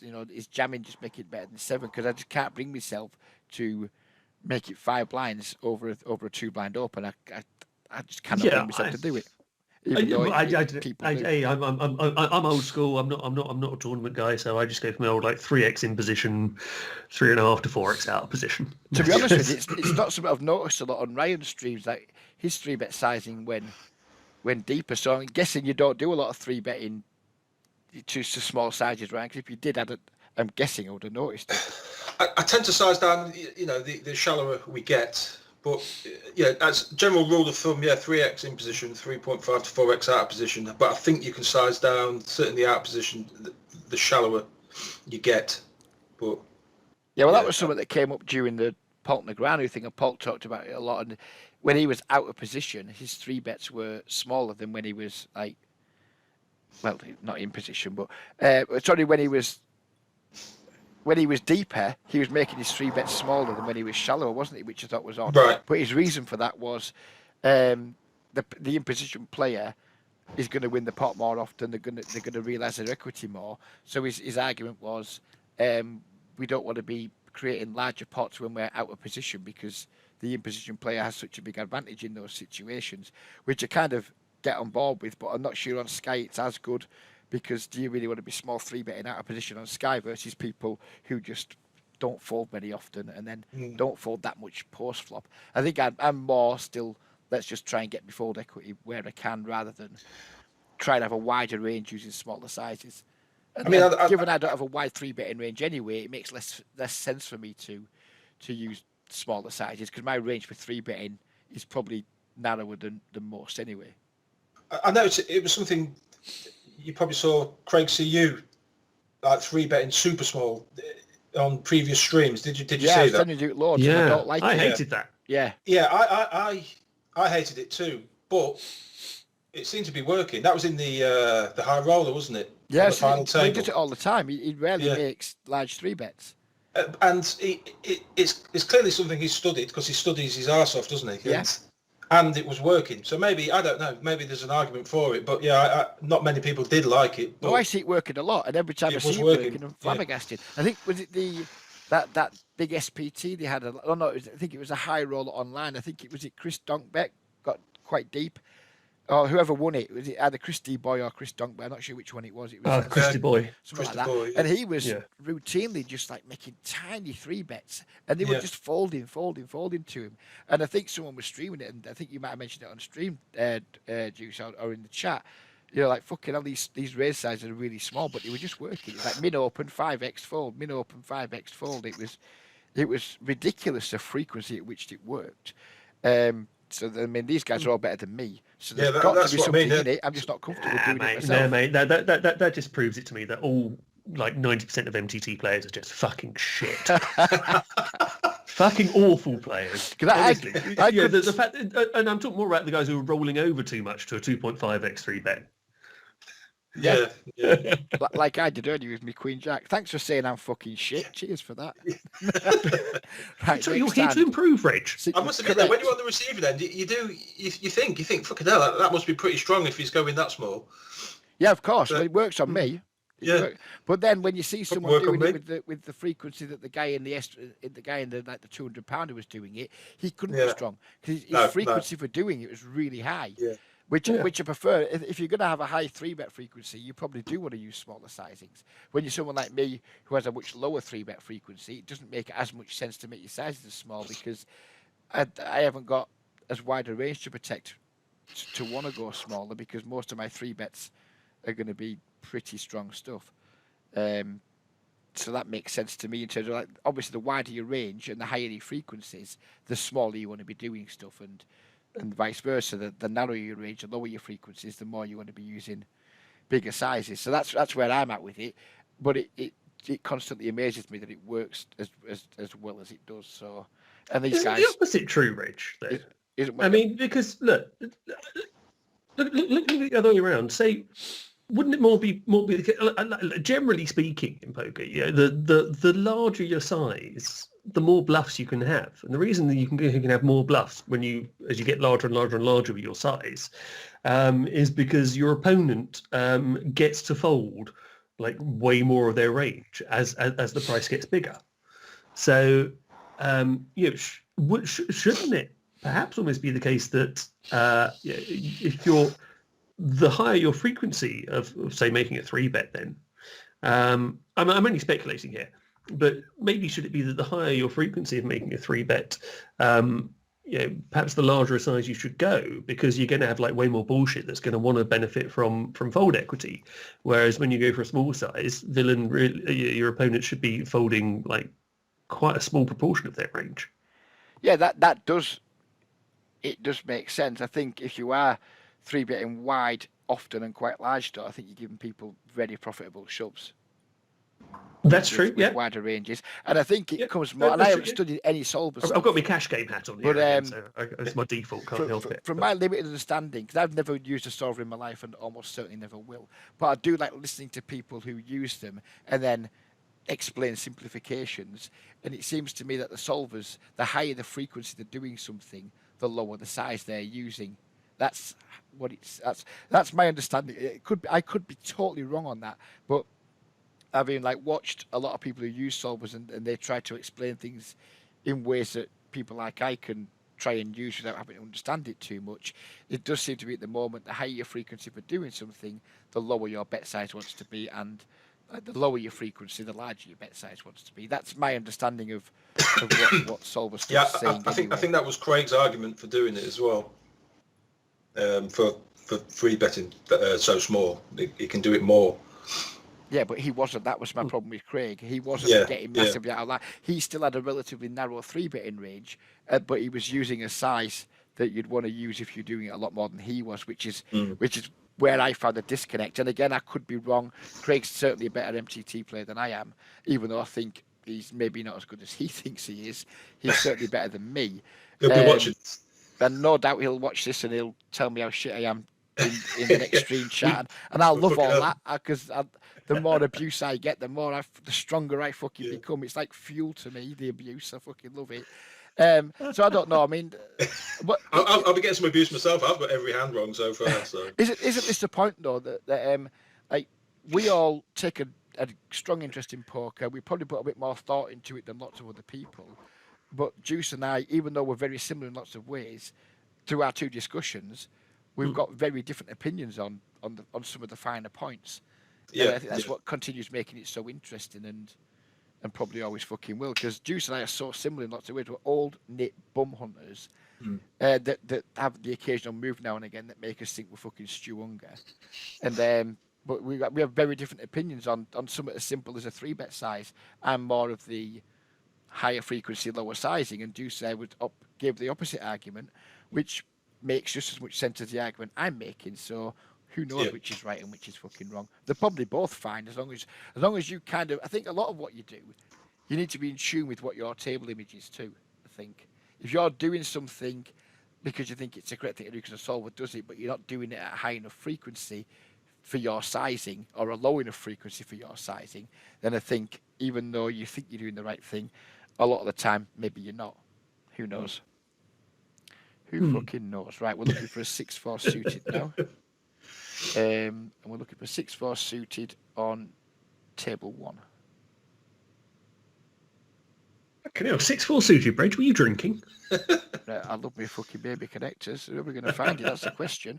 It should be 105 minutes. What's that in fucking hours? And it's 1 hour 45. It should be. Oh, we must have gone past it. There. Here we are. 6-4 suited. Yes, this is just a very, very simple spot. I'm doing a juice here, clinging on for the min cash. This is the stone bubble of whatever it is, the $10 500. And I'm literally clinging on for a min cash, but I'm in last place here. So I guess the simple question is, do we jam into the person who's like second lowest stack here? Because me and him were like bringing up the field by quite some margin. So is this a jam or not? I didn't want to give him a walk because it just puts me so much further away from him. But is our hand just too weak? Are we going to get called too often? Given it is the stone bubble, do we have a lot more fold equity here against an equally short, or an almost equally short stack? I don't think it's going to be calling particularly wide, personally. I think you get a lot of folds. I heard Juice go, so I think Juice thinks probably not.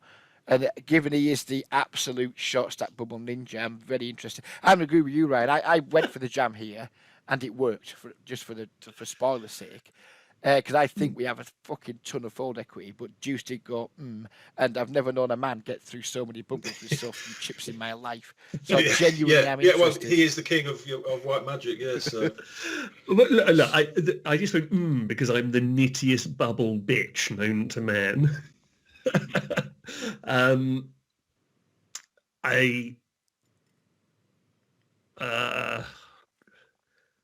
I think this. Oh God! I really. I tell you what. On stream, I'm folding just because I like the eruptions. Off stream, off stream, I think I probably go with this. Unless I think the guy is like. Unless I think the guy is just like you, is just been completely clicking buttons, just absolutely doesn't care. Basically, if I think I've got some fold equity, he was doing the same as me. He hadn't played a pot in fucking forever, just like I hadn't played a pot in forever. In that case, I go with it. I mean, this is the one player that you have fold equity against, and you're in the perfect position. So I think you just jam, pretty much any two. Yeah, I thought it was a jam. I did jam. It worked. He folded. I just wasn't sure, given that we had like so few big blinds. Should he be folding? I don't know. Yeah. So because it's like let's swap the players around. Let's put Cabaz in the big blind here and the other short stack where Cabaz is. I'm folding with 6-4 then. Oh, 100%. Yeah. So if you're in his shoes here, are you folding? I mean, he might not know him a regular. Are you folding here in his shoes, given that when it gets to you, you're going to have to put like 2.5 blinds, maybe 3 blinds maximum in. But that 3 blinds effectively is your tournament. Sorry, but did you say if you min open? Did you say? No. If you're in his shoes, say that again. And so you're in his shoes. I go all in here. How wide are you calling? Not very wide at all. Because you're right. It's your tournament. as it stands, you're blinding out first. But from his perspective, also, is my bounty not worth more than the min cash? No, it's not, is it? Because the min cash in this tournament will be about 11 quid. True. Yes, no, fair point. I thought it was a £5 tournament. Sorry, my mistake. No, and if he knocks you out, he gets an immediate 4 and a bit quid. So no, and at this point, making the money is like way more valuable. It's closer if say you've got the bounty size that Cabas has. So in essence, you're jamming this when A-game juice is playing, but you're folding it when you want Destiny COD to call you every cunt under the sun. Absolutely. And believe it or not, guys, I actually genuinely do make the odd sort of fold on stream just because deep down I know, this will be funny in the chat. By the way, Juice, this is going to be shit for the people watching the video, don't watch your stream. But can I just, you've had a say at some of my bad plays today, and I'm completely on board with it, and I welcome it. What the fuck was that King Jack fold all about Monday, Chief? I've never seen you make a worse fold in all my life. It was the worst fold I've ever seen you make. Talk me through it briefly, because we've only got another half an hour. We've still got a few more hands to get through. Honestly, okay, it was well, I didn't, I didn't relish the snap over bet jam on the flop there from that particular player, and I think one of the things. There were 2 things that talked me into it in my extremely... give me a time bank on Sky. I probably talked myself around to making the call. I shouldn't need to talk myself around to making the call as far as everyone else is concerned. I should be mashing it instantly and feeling very happy about it. However, anyway, there were 2 things really. There was having King Jack was one of the worst combos that I wanted to call with. I think I said, I'm much more inclined to call with King 5 than I'm King Jack because it was a King 10... 4 or something like that, and holding a jack blocks some of like the most likely jamming sort of draws, Queen Jack and the like. That was factor number 1. Factor number 2 was he was a green tag, proper recreational player, and he wasn't 3-betting very much. I don't think I'd seen a single 3-bet from him like ever, so that also meant that in my mind, stronger King X, even Ace King, is quite possibly in that guy's range still, because you get some recreational players that just don't 3-bet anything. And so those 2 things, the ticking time bank and I mashed the fold button. The reaction in chat was the best reaction I've ever seen to any of your folds ever. And I don't do it unless I'm just taking the piss, like the time we all decided in Discord we were going to chat pro the fuck out of Ryan for 15 minutes, which worked a treat, by the way. It was a it did moment. work. Yes. I try not to criticize the streamers play when they're playing, because they're playing for my entertainment, and they probably don't feel good if they make a mistake, and they certainly don't need cunts in chat telling them how fucking shit they played a hand. So I tried not to do it, but even I was fucking gobsmacked by that one. You know, and usually if I think someone's played a hand not great, I'll tend not to say anything unless someone says, "Oh, I'd be interested in opinions." Then I'll try and give an opinion with love and not with just, you know, like. I think I said this to Parr on Sunday when I was watching him. Destiny Cog gets away with fucking murder the way he uses streamers and fucking rips on them, and he only gets away with it because everyone's waiting for Curry Night again, and they don't want to get on his fucking wrong side. You know, if he hadn't donated about 1 trillion fucking subs in the last 12 months, a lot of people are like, shut the fuck up, you prick. That's what would be happening. You're being an unpleasant cunt. Stop it. But because everyone wants the Vindaloo and the fucking Tiger Beer fucking night coming, they're all too scared to fucking say it. So I'll say it. COD, stop being a prick, because I'm never going to get any fucking donations off you. So stop being a prick and be nicer to my boys, you fucking bellend. But at the same time, keep doing it because it's fucking funny. Yeah. So plus, you know, he's always right as well, to be fair. So, but Destiny Cod ripped you for that juice, and I almost, well, no, I didn't almost. I did actually feel a bit sorry for you, because it was like he was like, that is fucking a and it was. I thought it was a bad fold too, but he didn't. Honestly, even now the dust has settled, I still hate it way less than any of you guys, and it's not that I'm trying to defend my action, but. These decisions as well on stream, they are tougher than they would be off stream. You know, it's. Well, I think you have less. You know, everybody's watching, but you know, we put ourselves in that position, so you know that shouldn't be an excuse. Yeah. But... Look, Ryan is absolutely spot on there. Look, I know there's this thing that you guys have seen. I've put up a photo before of me on the weakest link, and when I was on the weakest link, I only actually got one question wrong the entire time I was there, but it was enough to get me booted off. I think I went in the 3rd round, and it was a question that was something that you asked me right now. You asked me like back then, in everyday conversation, I'd have known the answer at the drop of a hat. When the spotlight is on you, though, and there's a clock ticking, which is very much how it is when you're streaming poker. Yeah. Your mind isn't. Yeah, it alters the situation. So I think Ryan is actually spot on there. I'm not making excuses myself, but it is harder. Yeah, it's harder making good decisions when streaming. No, I agree. I've done it myself. I definitely agree. You're trying to be entertaining. You're trying to keep up the chat. You might be halfway through a point you're making before you even see the actions on you. So you might have wasted a third of your time bank before you've even got to like the decision. So no, I get it. I thought it was a bad fold. You got the reaction you wanted, but some people need to be a bit less aggressive with the chat proing. We put ourselves in that position, so you know we can't complain when we do get comments in chat. You know No, of course not. But you put yourself in that position. But none of you are making a lot of fucking money from it. You know, I mean, you only get to keep half your subscription money. You get the occasional donation here and there. So it's not like it's, I put myself in this position and I'm making money, so I don't mind losing EV. You are sacrificing EV, and you're not getting that back in subs and donations. And I think people could just be a little bit fucking kinder. I'm all for trolling and having fun and taking the piss. But if someone has made possibly a relatively big mistake, especially someone like you, Ryan, who then will dwell on it for like fucking half an hour later, and you're going back to it. You don't need people referring to it in chat and knocking your confidence. But you're clearly a confidence player, and your audience fucking loves you. But when that's probably the worst type of player to start streaming. To be honest, exactly. So I think when people I do enjoy it. People are getting a lot of entertainment from you, and they should, in my opinion, if they see a line you take that they don't like, they should keep it to themselves. Or if they really care, then PM you about it and say, look, I think this was a mistake. Just putting a random comment in chat just to get a couple of LOLs from some fucking stranger in Dumbarton.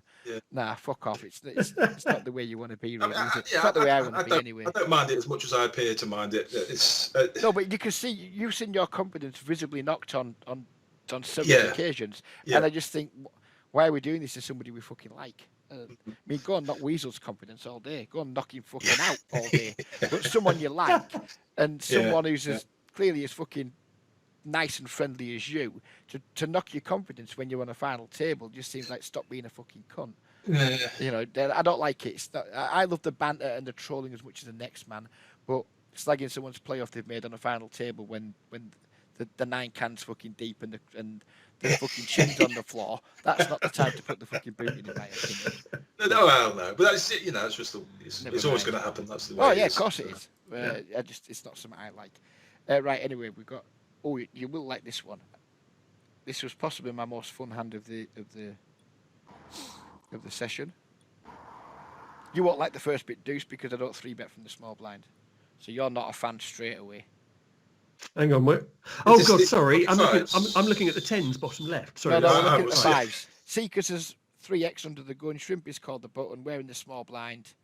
And I'm going to flat, and you probably want to fold. But I don't think you're going to want a 3-bet here, but I don't think you're going to love the flat either.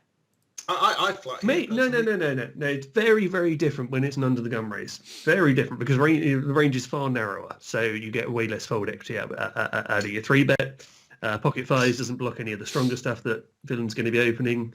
You know, like I don't know, the sort of the Wizards playing 500 Zoom are actually folding pocket 5s here, and they're hardly ever going to be squeezing that. So, however.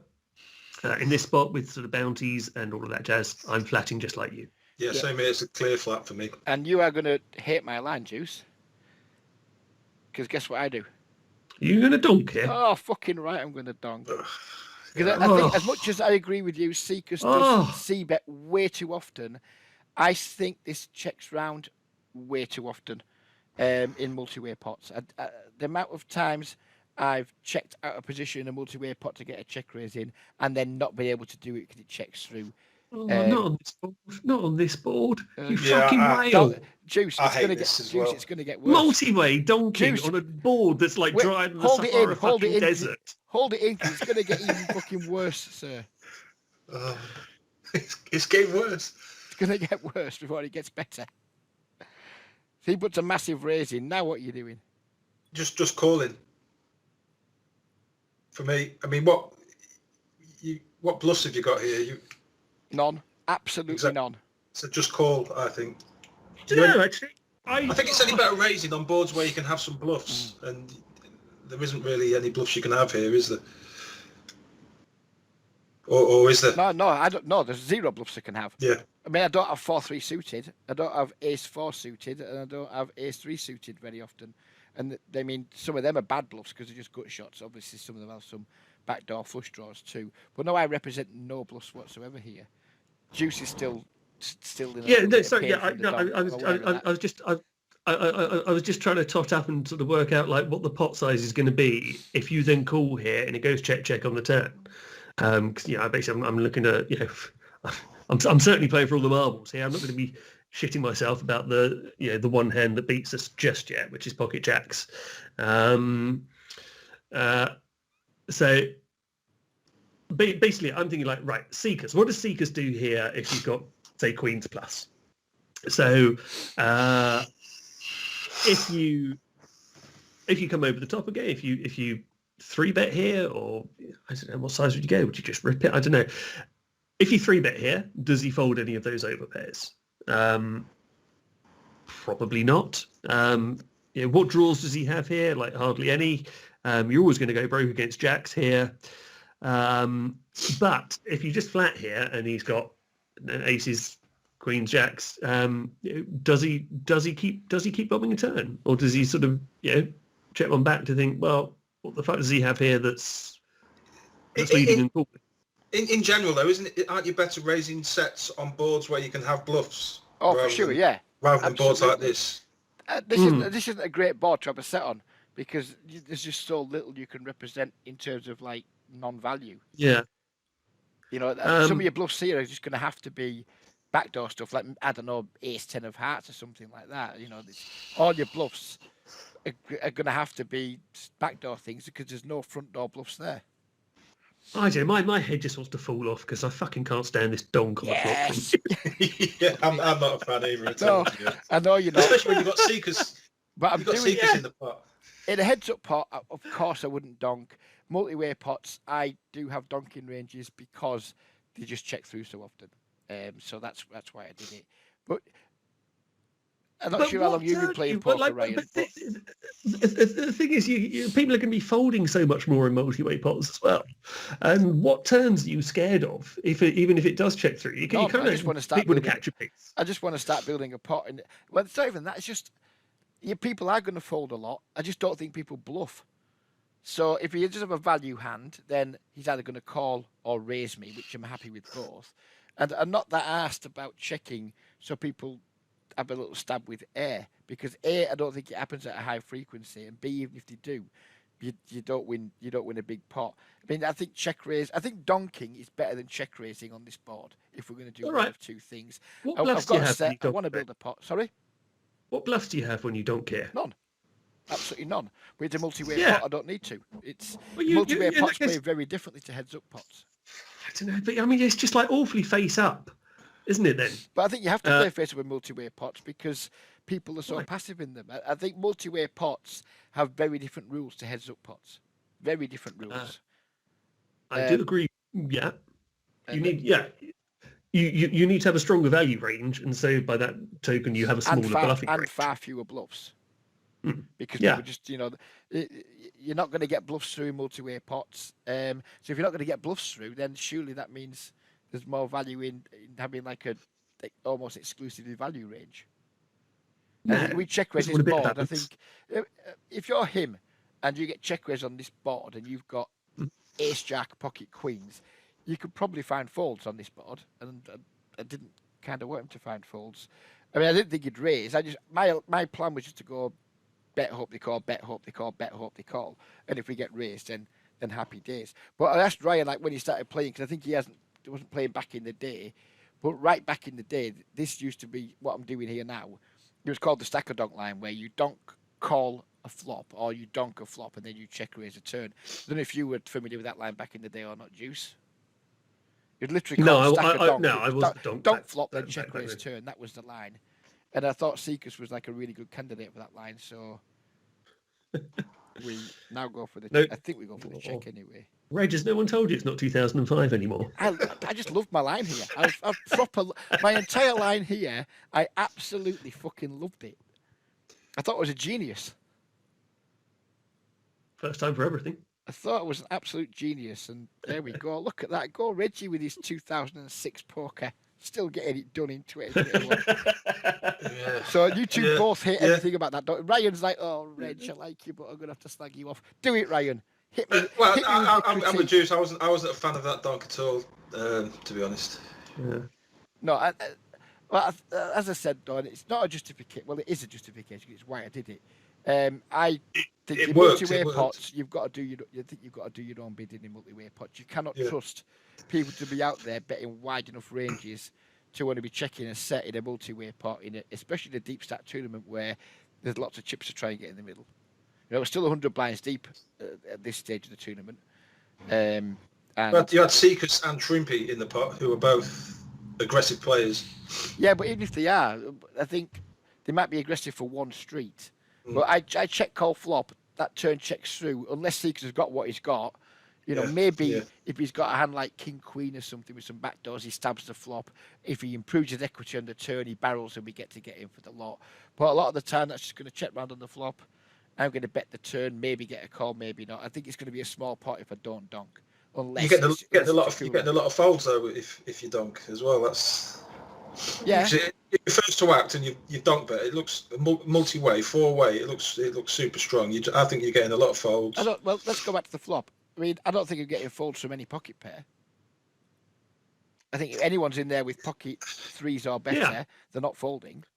But if someone's got threes through nines here, they're probably not that likely to bet, very likely to call if I bet. I think we're only getting bets from Jack X and bet, maybe pocket tens. Jack tens is probably the bottom of people's like C-bet range for quote unquote value. And then you're going to need them to have overpairs or stuff like backdoor flush draws to even contemplate betting. I think on a dry board like this, it's just going to check through way too often. I mean, it's easy to assess this line you've taken because Seekers has had pocket queens and you're getting action. It's how what would have happened if they had a much weaker hand. Yeah, I think if you has pocket eight, that'd be a better way of looking at your line, I think. But put yourself in issues as pocket eight. He's calling 2 bets. Yeah. If I Yeah. bet flop, he's calling. 3 comes on the turn. A bet turn, he's calling. A bet river, he probably folds. But if I check, he's only betting 1 street. If I check, he bets the flop. I call. Turn goes check, and check then raise. I bet check the raise river. flop. Check raise flop and barrel. Yeah, but if he is betting the flop with anything worse than a jack, he's folding. He's bet folding, isn't he? Yeah, I wouldn't check raise the flop. I'd check call the flop on this board.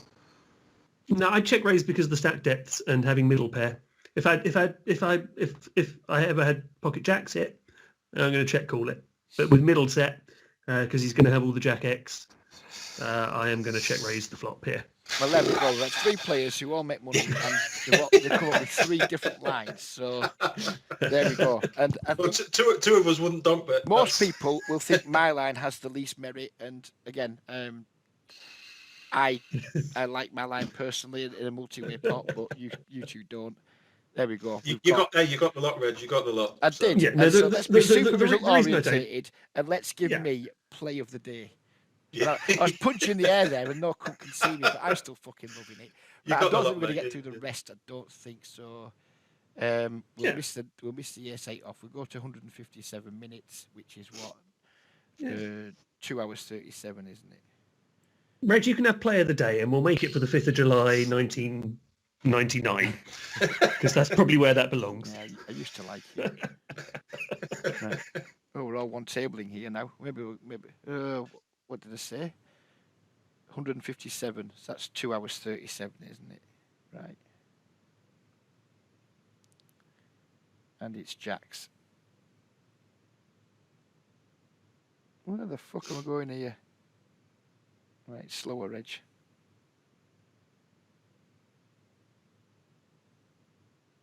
Where's it at? Ah, here we are. So it's a final table or something. No, it's not a final table. Yeah, is it a final table? It's not mega stack still. Yeah, it's not a final table though, is it? No, it's just me one tabling. So I've obviously min opened, Hedo's called. Again, this is the board that I'm checking back. As again, I'm not sure if I should be. My rule at the minute is 9 high boards or lower. I'm checking. I'm checking back 100%. I think again it's a mistake. Probably why I'm looking at the hand, because I think I'm. I don't think I am. I know I'm overdoing the checking 9 high and lower boards. It's just aces and kings I can get behind. Jacks, no, I can't. Yeah, and I think I need to fine tune it. This is what happens though when I try and bring new things into my game. Like Negreanu did at the start of the Pulp channels, you had 2 sizes. You had 20% and 75%, and that's what I'll do. I'll just block change something, and then as the weeks and the days and weeks go on, that's when I'll start putting the fine tunings in. And I agree. I think aces and kings here we can check back. Queens and below we probably want to be betting. Yeah. For certain. But Hedo can be quite aggressive, and maybe it wins some chips in a different way. But so if we bet that flop and we get raised, what are we doing then against someone as aggressive and as good as Hedo? I don't think we are going to get raised very often for the record, but if we did. It's just because continuing, especially without a spade in my hand. Yeah. Yeah. Fair dues. And I think I don't know what I do here, but I think after we check back this flop, we need to find some raises on turns, at least some of the time.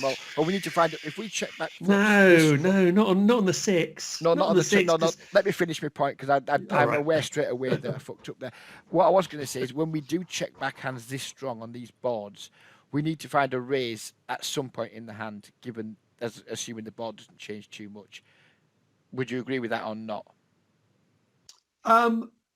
Yes, but only if you but not with this kind of hand. No, and I don't think I do here. Yeah, so you're going to want to check back maybe some pocket 5s. You want to check back with some frequency, maybe some 9x, so that so you protect that part of your range. I don't actually remember this hand now, because I'm looking at it now, and I think I should probably call, but I don't know. I think I'd call, but you know what I'm like. This is when it gets confusing. When you check back flops, you do induce more, especially with people like Hedo, who will know Yeah. I'm probably capped when I check back the flop. Yeah. I think you certainly induce some more bluffs, but do we induce enough bluffs? I don't know. So as I, played juice, bearing in mind I fully accept that you didn't like the. This is like one of the hands years ago. There's a bloke called Lyman back in the day on Sky on 2+2, and he made like a. Did they call it a poo bar post or something? When you made so many posts, you made like a big long post. And his criticism of regs back in the day was they'd get to a spot on the river and they'd say like, ignore all the stuff before here. What do you do now? And his argument for that was like, there's a kid in jail. He's like, Dad, don't ask me why I went to the bar. Don't ask me why I drank. Don't ask me why I fucking sped. Don't ask me why I crashed the car. Don't ask me why I punched a cop and just stop me getting bummed tonight. And that's kind of this situation I'm in here. Like, the flop check back's probably not ideal. Could we raise a turn maybe? Ignore all of that because it's happened now.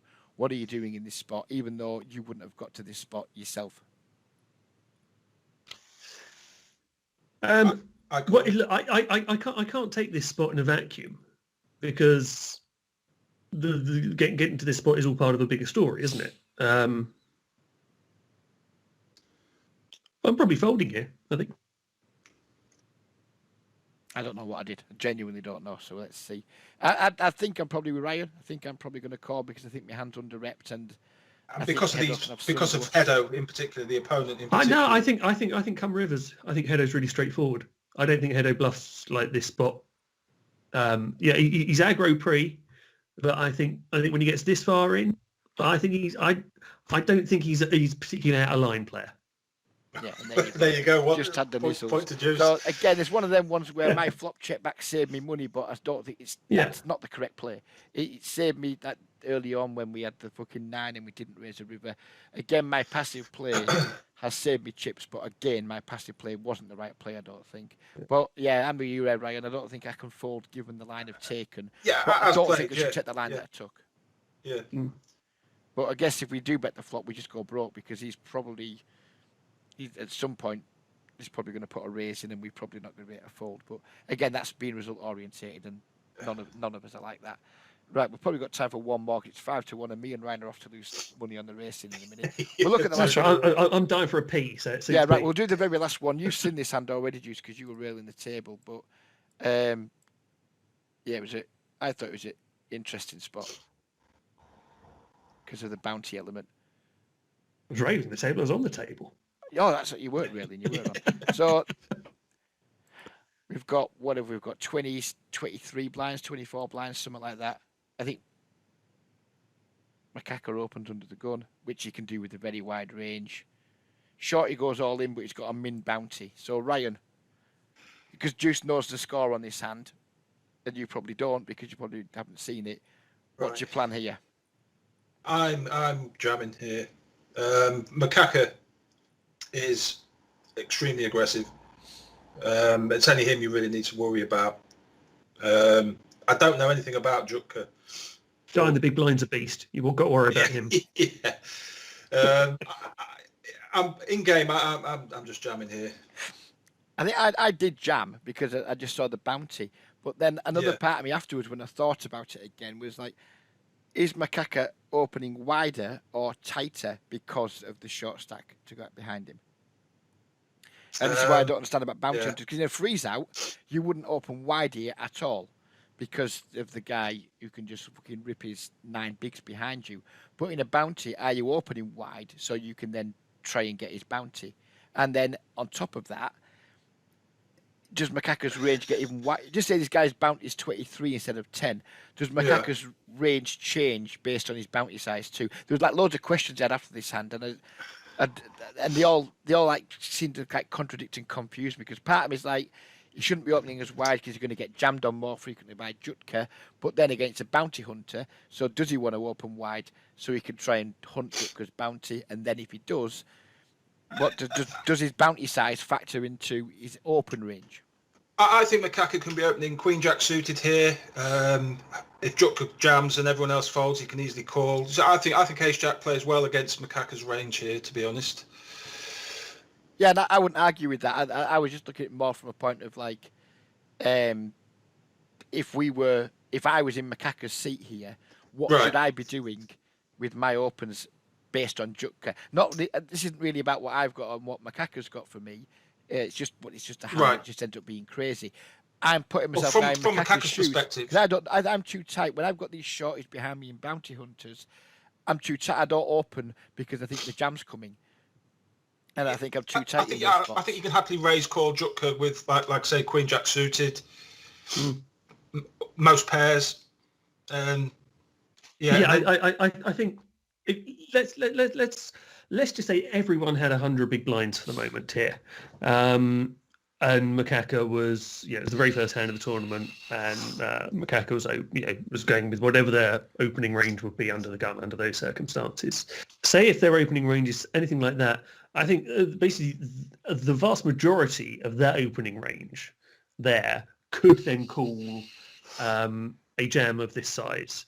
And I don't think Makaka's opening range is going to be that different in these circumstances to what it would be if it was start of the tournament, everyone had 100 bigs in front of them. Yeah.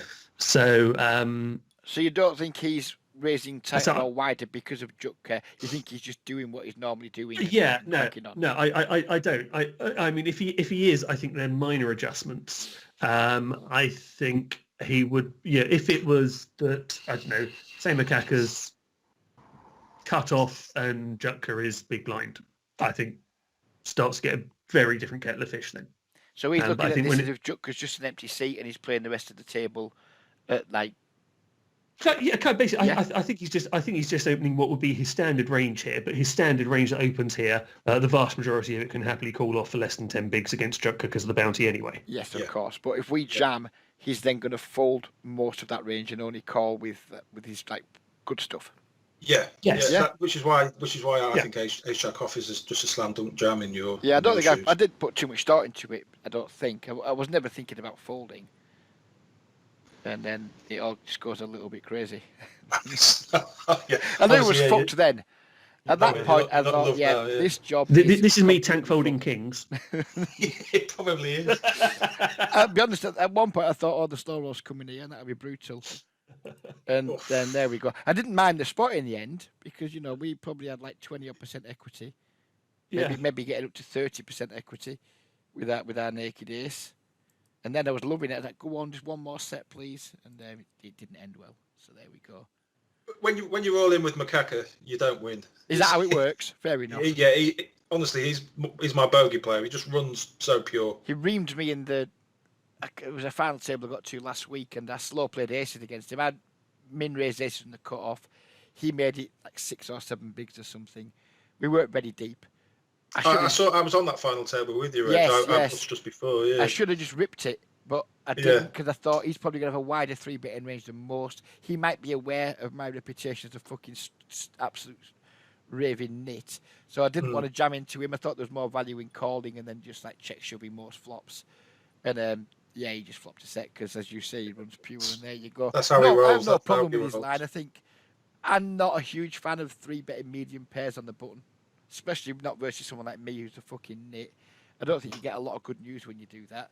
You probably get to deny me some equity when I've got overcards, but I see people do it on Snap this week. There's an awful lot of small and medium pocket pairs 3-betting buttons, and I just think there's better hands to do it with.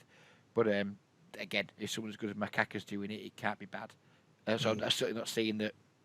Well, he knows he's going to flop a set, so that's easy. Well, there is that, but I'm sure that he's way more well stood in that spot than I am, and he's doing it. It's probably good. It doesn't seem good to me, but I see lots of stuff from crushers on Sky in tournaments that doesn't seem good, and it doesn't stop them fucking crushing. So it's more likely I'm getting something wrong than they are. But yeah, that was smashing, boy. 2 hours, 18 minutes. We didn't get through them all, but we did get through most of them. So genuinely enjoyed that, and I'm pretty sure. I enjoyed it too. Yeah, I did. Yeah, thanks for asking me to come on. Like I say, you took some persuading at first, to be fair. You did take some persuading. Thankfully, like me, you were like, I don't want webcams. I was like, good, because I don't either. Yeah. So that's happy days. But yeah, I know it'll go down well, because the video I did with Juice went down really well.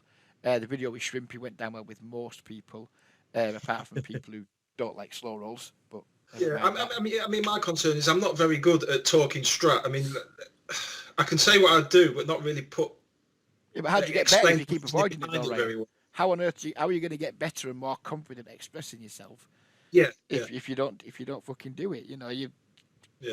no one's going to fucking rip anyone for it. We've all had different views on lots of these hands, and there hasn't been one bit of unpleasantness or whatever. There hasn't been one bit of, oh, no, you're fucking wrong. Because, I mean, the fives hand, like I said, we had three, you two both vehemently disagreed with me whilst having different lines you both would have taken. So I think there's lots of room for lots of different lines and opinions, and just don't chat with people who make you feel bad about fucking yours, and that's fucking it. Me and Juice are never going to fucking make you feel bad about anything, that's for certain. I've really enjoyed it. I mean, I'm up for doing more with you if you'll have me back again. So absolutely. I'm playing that on stream. I'm playing on Phil's stream tonight. I'm not going to be on the stream, but he's given me that free roll for me.